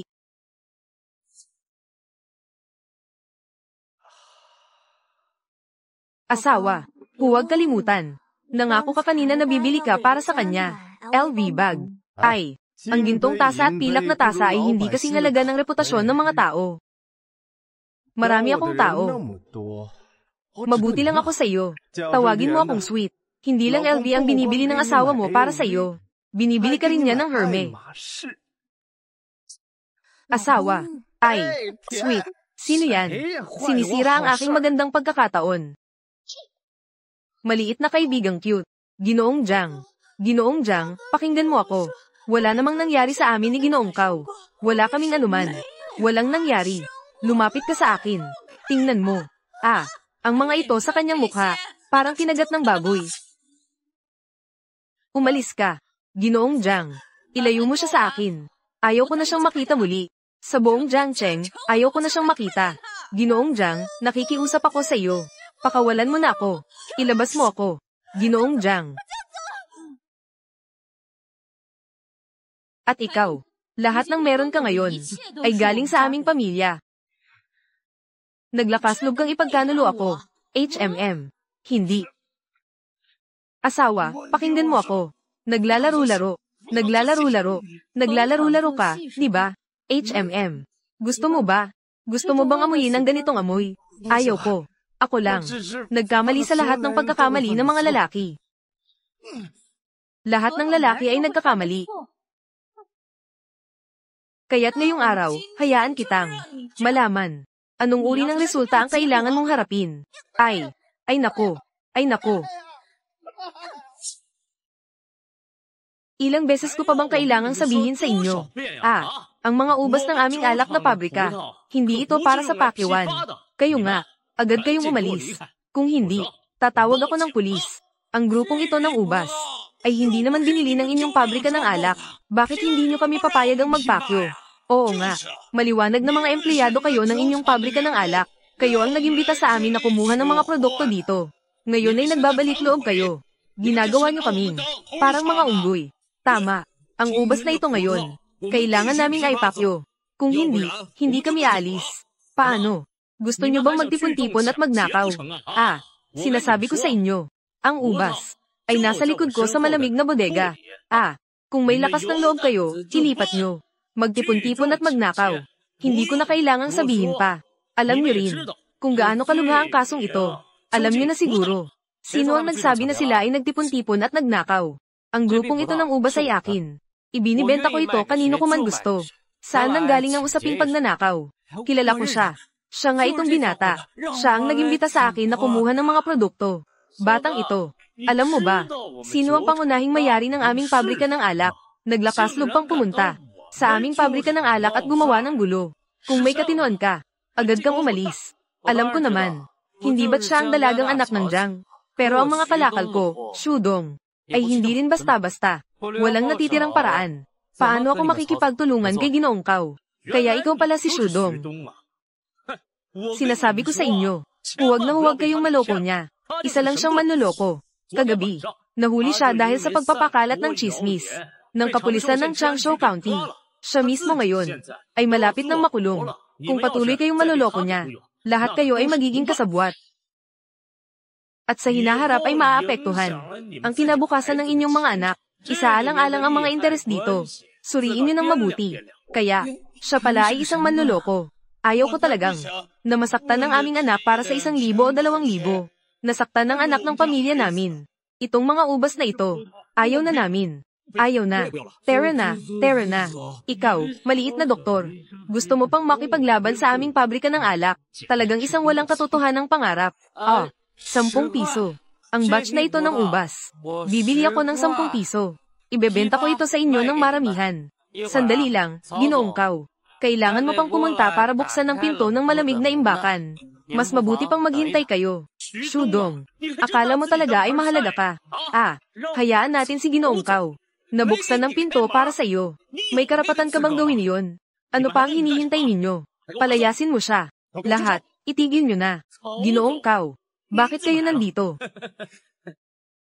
Ay nako. Ay nako. Lahat ng ito ay dahil sa iyo. Ikaw ang salarin ng aming pabrika ng alak. Ako, kung hindi maayos ang bagay na ito, hindi kita patatawarin. Huwag. Kapatid, tungkol sa bagay na ito, talagang hindi ko alam.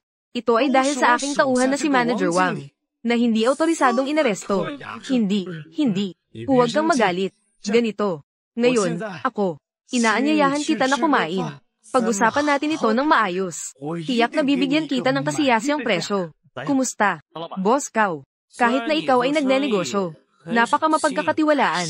Pero, paano ko naman magagawa ito? Naipagpatuloy ang pakikipagtulungan sa iyo. Hindi ako katulad mo. Dahil nangako ako sa grupong ito ng mga negosyante. Tiyak na hindi ako bibitaw sa aking salita. Halika.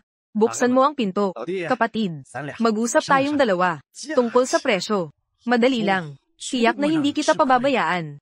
Huwag kang magaksaya ng oras dito. Agad na buksan ang pinto ng malamig na imbakan. Kung hindi, ang mga kahihinatnan ay hindi mo kayang tiisin. Ay oo. Bakit ka pa nakatunganga? Tawagan mo ang tao para buksan ang pinto. Buksan mo na.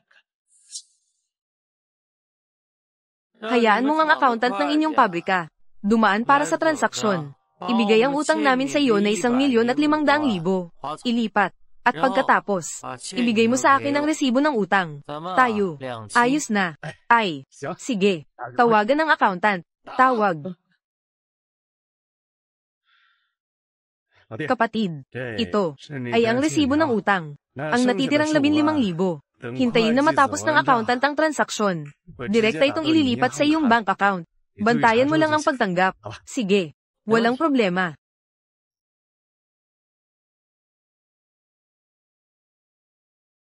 Hello, Shudong. Nasa tabi ko. Nakuha ko na.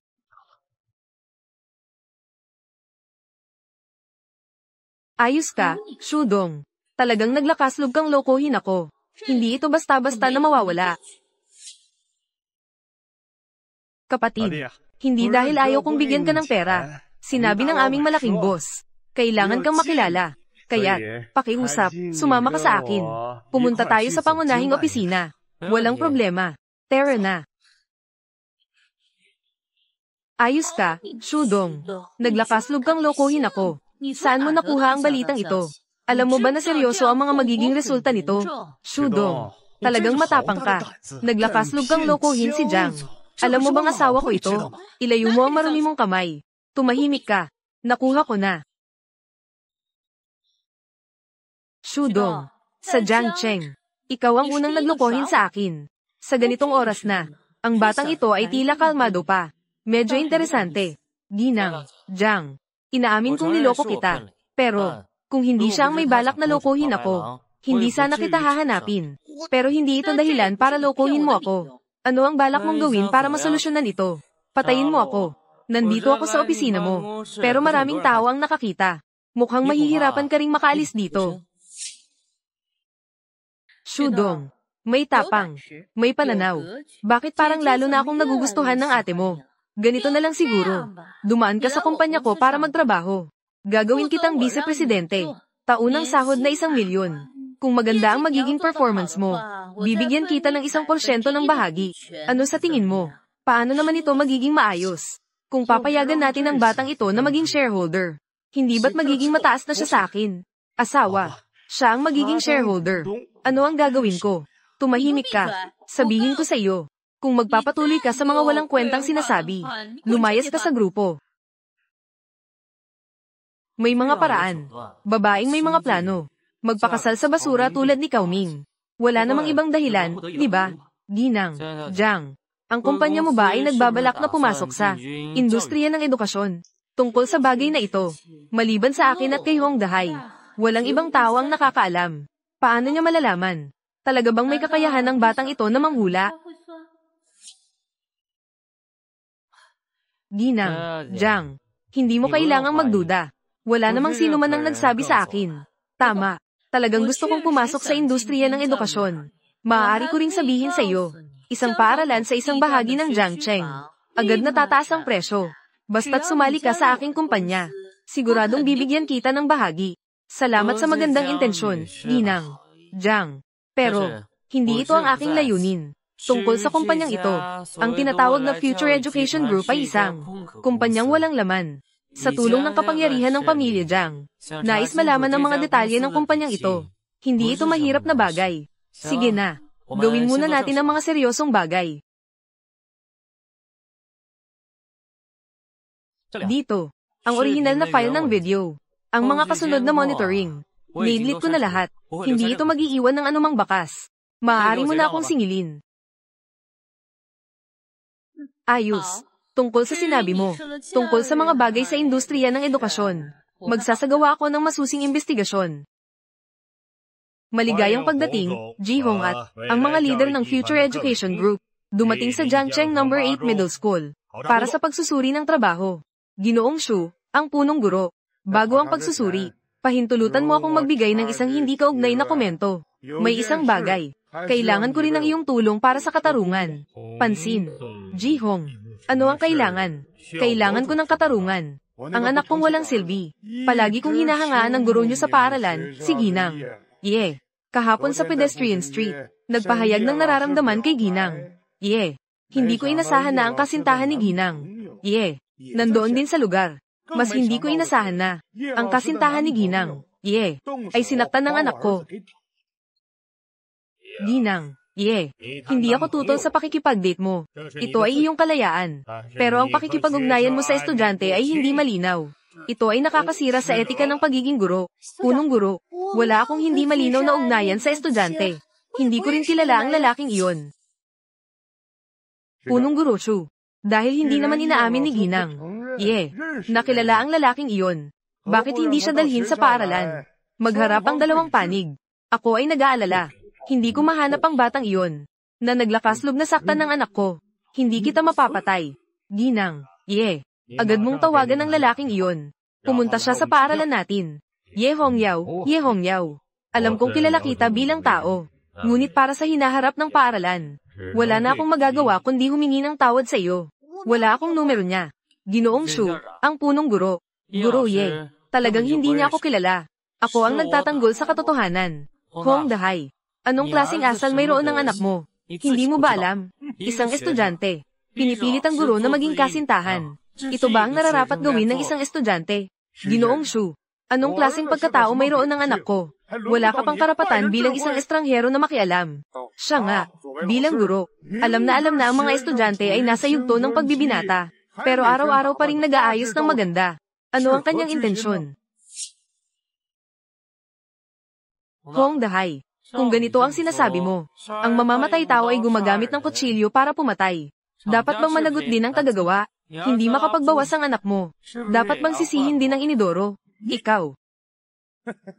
Ginoong Shu, pakiusap, huwag mong iwasan ang tunay na issue. Ang pinag-uusapan ngayon ay, ang problema mo at ni Guroye.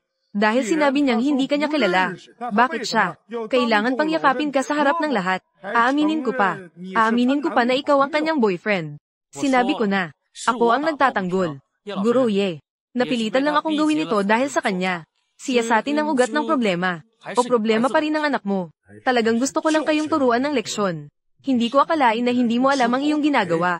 Kaya't huwag mo akong sisihin. Punong Guro Shu, ang inyong paaralan. Nagkaroon ng ganitong hindi magandang guro.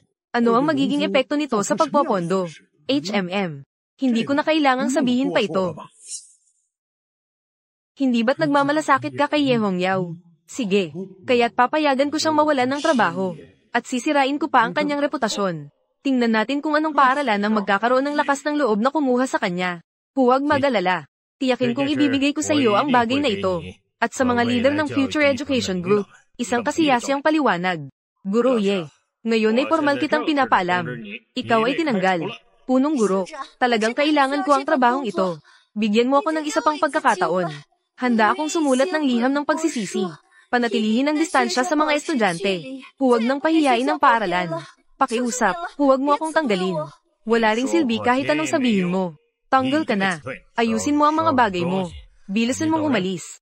Ginoong Shu, ang punong guro. Maaari kitang bigyan ng isang pagkakataon. Bawiin ang desisyon kanina. At pagkatapos ay umatras. Sa pakikipagtulungan sa Future Education Group, marahil ay maaari pang mapanatili ang reputasyon ng inyong paaralan. Kung hindi, ikaw ang mananagot sa mga kahihinatnan. Ginoong Shu, agad kang umalis sa aking paaralan. Kung hindi, papakawalan ko ang gwardya para ilabas ka. Pero ikaw ang may kasalanan.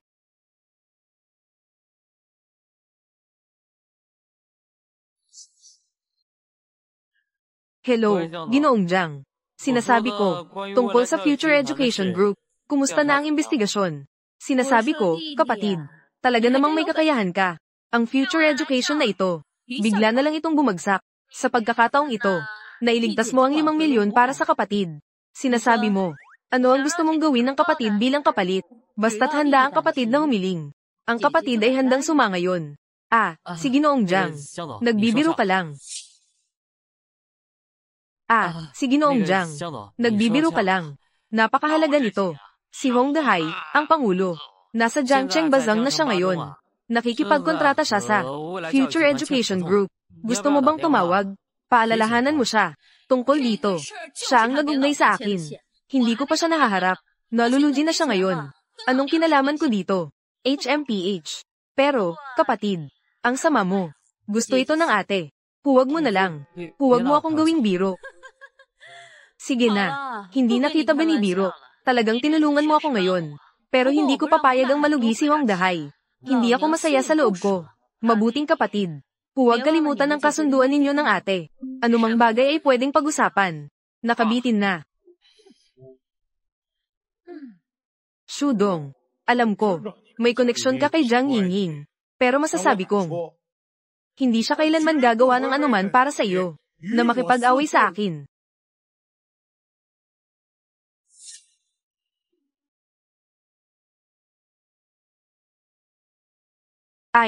Jiang Zong, nakaayos na kaming pumirma ng kontrata. Naghihintay na lang kami sa iyo. Hong Zong, hindi na ako makikilahok sa proyekto mo. Alam mo naman ang tungkol sa kumpanya namin. Kamakailan lang, bumagsak ang stock na ito. Wala na kaming ganong kalaking pera sa account ngayon. At saka, ang ama ko, ay i-freeze na ang asset. Sana maunawaan mo ang aking sitwasyon. Jiang Zong, ito ay isang proyekto na tiyak na kumikita. Kapag lumampas ka sa pagkakataong ito, wala nang ganitong pagkakataon. Hong Zong, sobrang positibo rin ako sa proyektong ito. Pero talagang mahigpit ang gumagalaw na kapital ng kumpanya. Sandali, may isa pa akong meeting. Kaya't sa ibang araw, yayain na lang kita sa pagkain. Jiang Zong, Jiang Zong, Jiang Yingying, Jiang Yingying. Ayaw na ayaw ng pera na nakadikit na sa pinto. Kaya't ako na lang ang kakain ng lahat. Sa oras na iyon, kikita ako ng malaking pera. Tingnan mo kung paano ka magsisisi. Hong Zong, tawag ba ito mula kay Jiang Zong? Ano ang sinabi niya? Principal Shu, may nangyaring problema kay Jiang Zong. Nagpa siya akong bawiin ang puhunan. Pero, huwag mag-alala. Nagpa siya ako. Majay invest muli ng 5 milyon. Hong Zong, ipinapayo ko sa iyo na magpakatatag ka.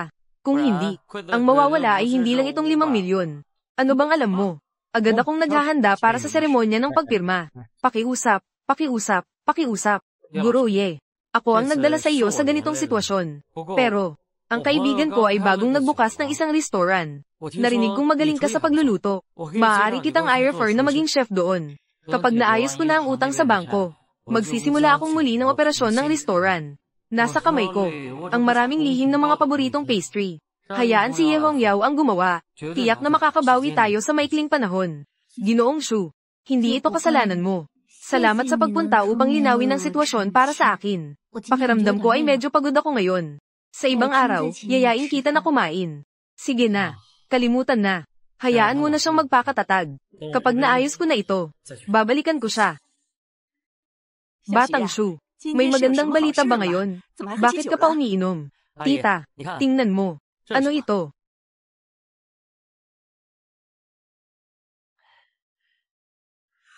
Si Shudong, ikaw. Tita, ang utang mula kay Kaoming.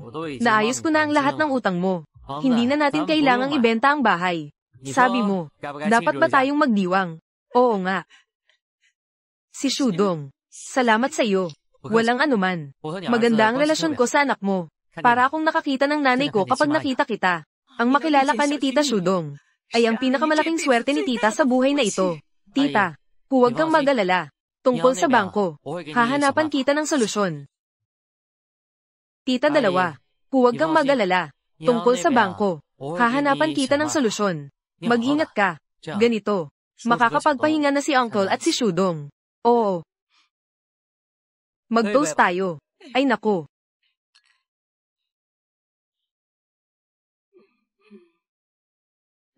Kumain tayo. Ayon sa ulat ng aming reporter, ang tagapagtatag ng Future Education Group, si Richard Lee, isang British Chinese, naakusahan ng ilegal na pag-iipon ng pondo. Noong alas 5:15 ng hapon, sumakay sa flight patungong Hong Kong at Macau upang tumakas. Sa kasalukuyan, ang halaga ng pandaraya ay lumampas na sa 150 milyon. Ang Future Education Group ay nag-collapse ng maaga. Hong Dahai, o Hong Dahai, ito ang bunga ng iyong sariling pagkakamali. Hindi ka na makakaligtas. Ayon sa ulat ng aming mamamahayag, ang tagapagtatag ng Future Education Group, si Richard Lee, isang British Chinese, ay sinasabing sangkot sa ilegal na pag-iipon ng pondo. Itay, anong ginagawa mo? Bakit ka sumisigaw? Kung hindi dahil sa iyo, hindi sana ako malulugi ng ganitong kalaking pera. Umalis ka at bumalik ka sa kwarto mo. Ano bang masama sa akin? Sige na, umalis na ako. Hindi ba pwede na umalis ako?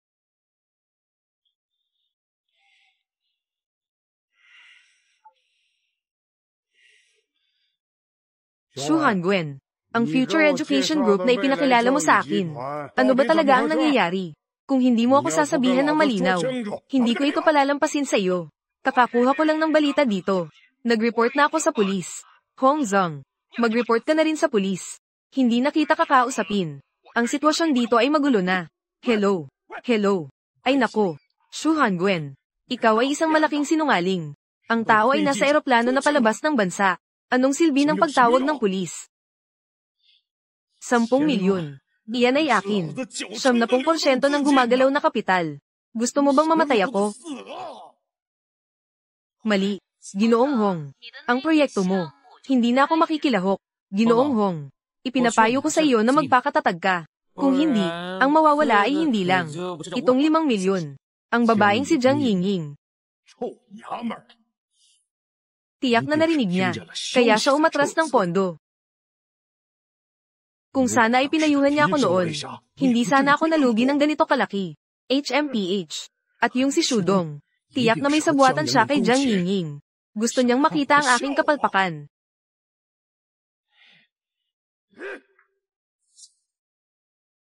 Tay, anong nangyari sa iyo? Bakit ang init ng ulo mo? Matagal ko nang sinabi sa iyo, huwag masyadong magpakitang gilas. Ayaw mo talagang makinig. Ngayon, pinahamak mo ako ng 10 milyon. Masaya ka na? Tay, ikaw ang nagdusa ng 10 milyon. Bakit mo ako sinasaktan? Bakit kita sasaktan? Kung hindi dahil sa iyo, hindi ko sana nalaman na tumakas si Jiang Yingying. Lahat ay dahil sa iyo. Ngayon, papatayin kita. Tay, Jin.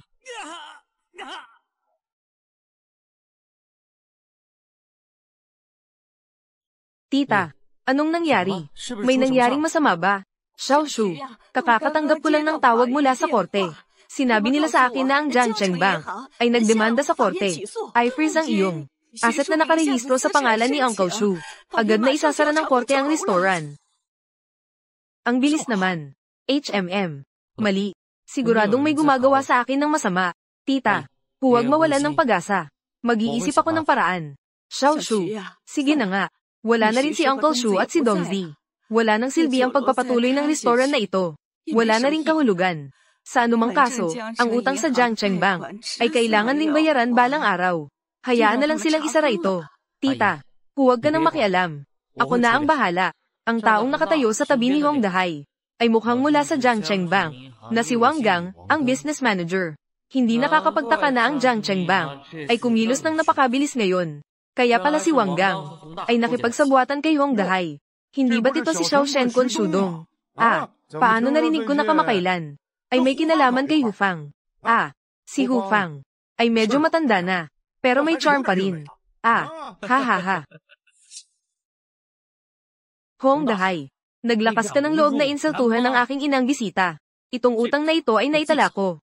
Batang lalaki, wala akong pakialam kung gaano ka kagaling. Gusto mong kumain mula sa aking bibig. Medyo bata ka pa. Usapin ng pamilya Shu. Isa lamang itong simula. Ipapaalam ko sa iyo na nagalit sa akin sa Jiangcheng. Walang magandang kahihinatnan. TSK. Batang lalaki. Mahalaga ang pagkakaroon ng kaalaman sa sarili. Nais kong ipaalala sa iyo. Huwag dahil sa ilang hindi nararapat na pagnanasa. Pumatay sa iyong sarili. Manager Wang. Nakikita kita. Madilim ang iyong kapalaran. May mga madidilim na guhit sa iyong kapalaran. Hindi ito magandang tanda. Naalala ko, nakipagsabuatan si Wang Gang sa isang kumpanya ng pamumuhunan sa pananalapi. Nang maglaon, ang kumpanyang iyon ay bumagsak, na sinisiyasat ng mga kaukulang ahensya. Nahuli rin si Wang Gang dahil dito. Dahil hinahanap mo ang iyong kapahamakan. Kaya't ihahatid kita sa iyong landas. Batang lalaki, akala mo ba ako ay katulad ni Cao Ming? Ang mga ito mong walang saysay na hakbang. Hindi ito makakapagligtas sa restoran. HMPH. Gayunpaman, talagang hinahangaan kita. Kahit ang ganitong uri ng babae tulad ni Hufang ay kayang gawin. Ha ha ha. Maaari ko bang mapanatili ang restoran na ito? Hindi kayo ang may kapangyarihan dito. Tandaan ninyo ang sinabi ninyo ngayon. Tinitiyak ko sa inyo. Tiyak na magsisisi kayo. HMPH. Hong Zong. Tungkol sa restoran na ito. Sa loob ng ilang araw ay ibebenta ito online. Sa oras na iyon, mabibili mo ito. Ililipat ko ang pagmamayari ng restoran sa iyo. Mabibili mo ang restoran. Ibabalik ko ang pautang. Pareho tayong makikinabang. Isang win-win na sitwasyon. Wang manager, huwag kang mag-alala. Kapag natapos na ang lahat, ilalagay ko ang restoran bilang collateral sa Jiangcheng Bank. Pautang na 10 milyon.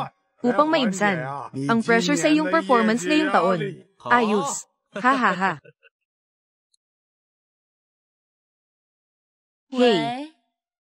Sinasabi ko, Shudong, kapatid. Bakit parang gusto mo na agad ang ate? Ang babaeng ito ay talagang parang engkanto. Wang mayroon akong isang bagay na nais kong hilingin sa iyong tulong. Sinasabi ko, mabuting kapatid. Anong nangyari? Wala na bang kaakit-akit ang ate? Hindi ka ba bakla? Ano ang ibig sabihin ng bakla? Ayos na, kapatid. Hindi na kita pagbibiro, ate. Anong bagay ang gusto mong sabihin? Basta't kaya ng kapatid na ipahayag. Laging handang tumulong ang ate. Nasa Jiangcheng Bank ka ba? May kilala ka bang mataas na opisyal? Mas mabuti kung may kapangyarihan sila. Oy, ano bang gusto mong gawin? Kung kulang ka sa pera, sabihin mo lang sa ate. Kahit gaano kalaki ang halaga, kaya kong ibigay sa'yo. Hindi ito tungkol sa pera. Ano ang tiyak na kailangan ko? Ayaw ko pang sabihin. Panandalian, itatago ko muna. Itinatago mo rin sa akin. Paano kita matutulungan? Sa tingin mo, wala akong kakayahan. Pero tungkol sa Jiangcheng Bank, itong assistant manager, kilala ko talaga. Sabihin mo, anong bagay? Assistant manager ng business department. Iyon ba ay hindi tauhan ni Wang Gang? Talagang nakakatuwa. Ang kaibigan mo at ang kanyang boss na si Wang Gang. Maganda ba ang relasyon? Oy. Kilala mo rin si Wang Gang. Mukhang marami kang ginawa. Talagang may kaibigan ako. Natauhan niya. Pero siya ngayon ay, nag-sign ako sa ibang lugar para sa business trip. Wala na akong oras para samahan ka sa pamimili. Mas lalo na, wala na akong oras para makita ka. Ganito. Tulungan mo akong makipag-ugnayan sa kaibigan mo. Sabihin mo na may paraan ako, na makakatulong na palitan siya sa posisyon ni Wang Gang. Alam ko na ikaw yan. Wala kang masabi. Anong proyekto yan? Napaka-importante. Pwede rin akong tumulong sa iyo. Pero may hinihingi ang ate. Kailangan kong makinig. Hindi naman labis. Sinasangayunan kita. Sige. Ako na ang makikipag-ayos sa taong iyon. Ikaw na ang pumili ng lugar. Ipadala mo sa akin ang lokasyon kapag dumating na ang oras. Sige, walang problema. Wang Gang, Wang Gang. Hindi ito kasalanan ko. Nagtanong lang ako. Kaya kung tanungin ang mga kakumpetensya mo, karma mo yan. Oy, sabi ko, kailan dito? Dumating ang isang batch ng magandang tsaa. Ito ang magandang tsaa na dinala ko. Ang pangalan ay Yajian. Pakiusap. Magandang tsaa. Kung hindi ako nagkakamali, dapat ito ay Mingchen Yajian. Napakagandang tsaa. Wala bang ibibigay sa ate? Sige, pag-usapan na lang natin mamaya. Mag-usap muna tayo tungkol sa mga seryosong bagay. Ipapakilala ko sa iyo. Ito ang aking matalik na kaibigan, Jing Muning. Siya rin ang vice manager ng Jiangcheng Bank, kapatid ni Shudong. Tama ba? May mga mahalagang bagay pa akong dapat asikasuhin sa kumpanya. Kung may sasabihin ka, sabihin mo na lang ng direkta. Kung ganun. Kaya't diretso na ako sa punto. Hindi ko alam. Jing manager, gusto mo bang palitan ang posisyon ni Wang Gang? Tingnan mo ang sinabi mo. Gusto mo bang umutang? Ako, hindi ako responsable sa bahaging ito ng negosyo. Ang pautang ay responsibilidad ni Manager Wang. Kung gusto mong umutang, diretso kang lumapit kay Sister Ying. Jing manager, nagkamali ka ng pagkaintindi. Dumating ako. Nais kong makipagkasundo sa iyo. Hindi ako dito para umutang. Hindi mo naman siguro gusto. Ang aming mahal na anak, di ba? Anong sinasabi mo? Zing manager, kung hindi ako nagkakamali, ang porsyento ng masamang utang ng inyong bangko ay hindi bababa sa 10%. Nag-aalala ka bang palitan si Wang Gang? Takot kang ayusin ang kanyang gulo. Tama ba? Ang ganitong uri ng internal na balita, saan mo nakuha ito? Ito lang. Hindi mo na kailangang alalahanin yan. Kaya kung tulungan kang lutasin ang mga problemang ito, ang hinihingi ko ay napakasimple. Para sa iyo, isang simpleng bagay lang. Kaya, kailangan kong makita ang iyong sinseridad.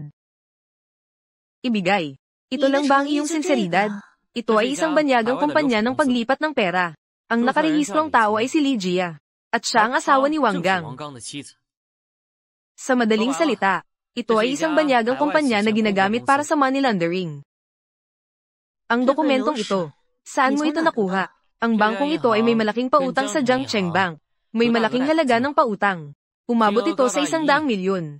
At, kasabay ng isang lokal na kumpanya na tinatawag na Jufu Wealth Management, ilegal na pondo ng online lending company. Madalas ang transaksyon. Manager Zing, hindi ko na kailangang sabihin. Ang mga interes na nakapaloob dito. Naiintindihan mo ba? Hindi nakapagtataka na si Shudong ay buong katapatan na nagsabi na makakatulong sa akin na palitan si Wang Gang. Sa pagkakaroon ng ebidensyang ito, maaari nang direktang ipasok si Wang Gang. Ano ang gusto mong ipagawa sa akin? Ang tiyuhin ko ay naaksidente. Wala na siya. Ang kanyang restaurant ay sapilitang inilipata rin ni Wang Gang. Ang aking hinihingi ay napakasimple. Palawigin ang pagbabayad ng 3 buwan. Ang dami ng effort na ginugol. Nakakuha ng ganitong daloy ng pera. Ito lang pala ang hinihingi mo. Oy, kapatid. Napakabihirang pagkakataon. Ano bang labis na hinihingi? Iangat ng mabuti. Pagkatapos ng pagkakataong ito, wala nang ganitong tindahan. Ito lang ang hinihingi ko. 2 nakatatandang babae. Natutuwa akong makilala kayo. Umaasa akong magkakaroon ng pagkakataon na makatrabaho kayong muli. Kapatid na Shudong, tama ba? Ate, naaalala kita. Sa hinaharap, hintayin na matapos ang bagay na ito.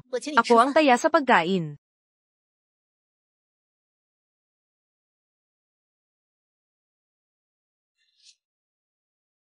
Pasok.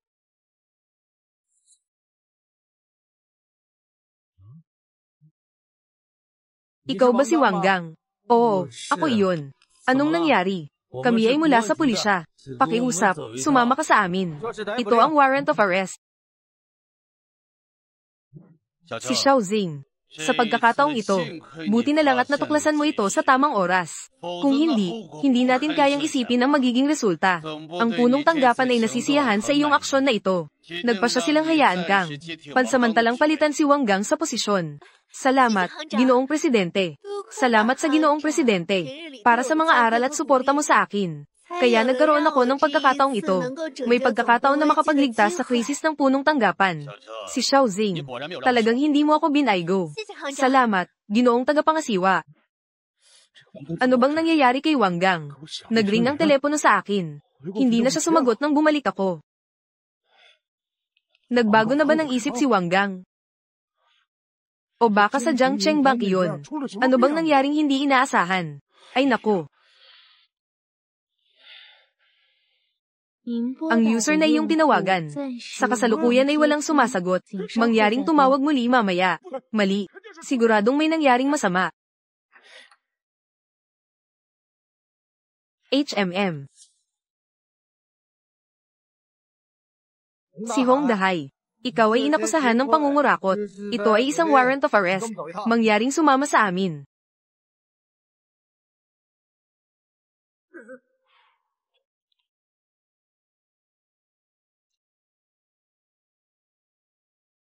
Huwag mo akong ipaalam.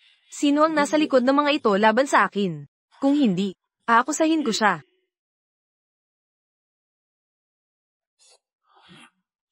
Si Shudong. Ikaw ang may gawa nito, hindi ba? Tama. Nasabi ko na. Pagsisisihan ninyo ito. Hindi naman pwedeng. Hindi naman pwedeng hindi totoo ang sinasabi. Huwag mag-alala. Yung restaurant na iyon. Siguradong iingatan ko ito para sa iyo. Pero, ito. Hindi na ito ang apelyido ni Hong. Papatay ako sa iyo. Si Hong Dahay.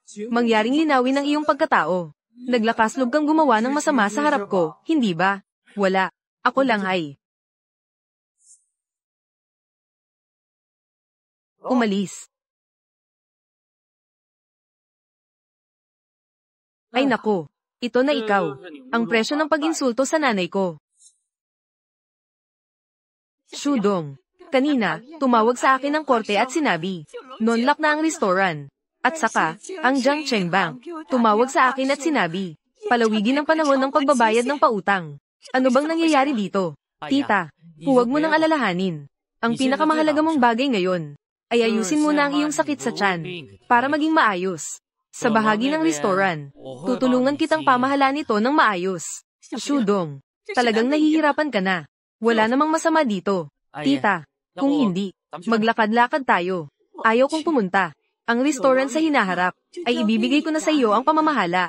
Basta't bantayan mo lang ang operasyon. Basta't may makakain ako, ayos na. Tita, naniniwala ka sa akin. Basta't may makakain ako, hindi ka magugutom. Oo, naniniwala ang tita sa iyo. Tita, ang mga magulang ko, ay pumanaw ng maaga. Nakikita ko. Tita, napaka-maasikaso. Ako, pwede ba kitang tawaging pangalawang ina? Sinasabi mo bang totoo ito? Oo, totoo ito. Nanay. Ay,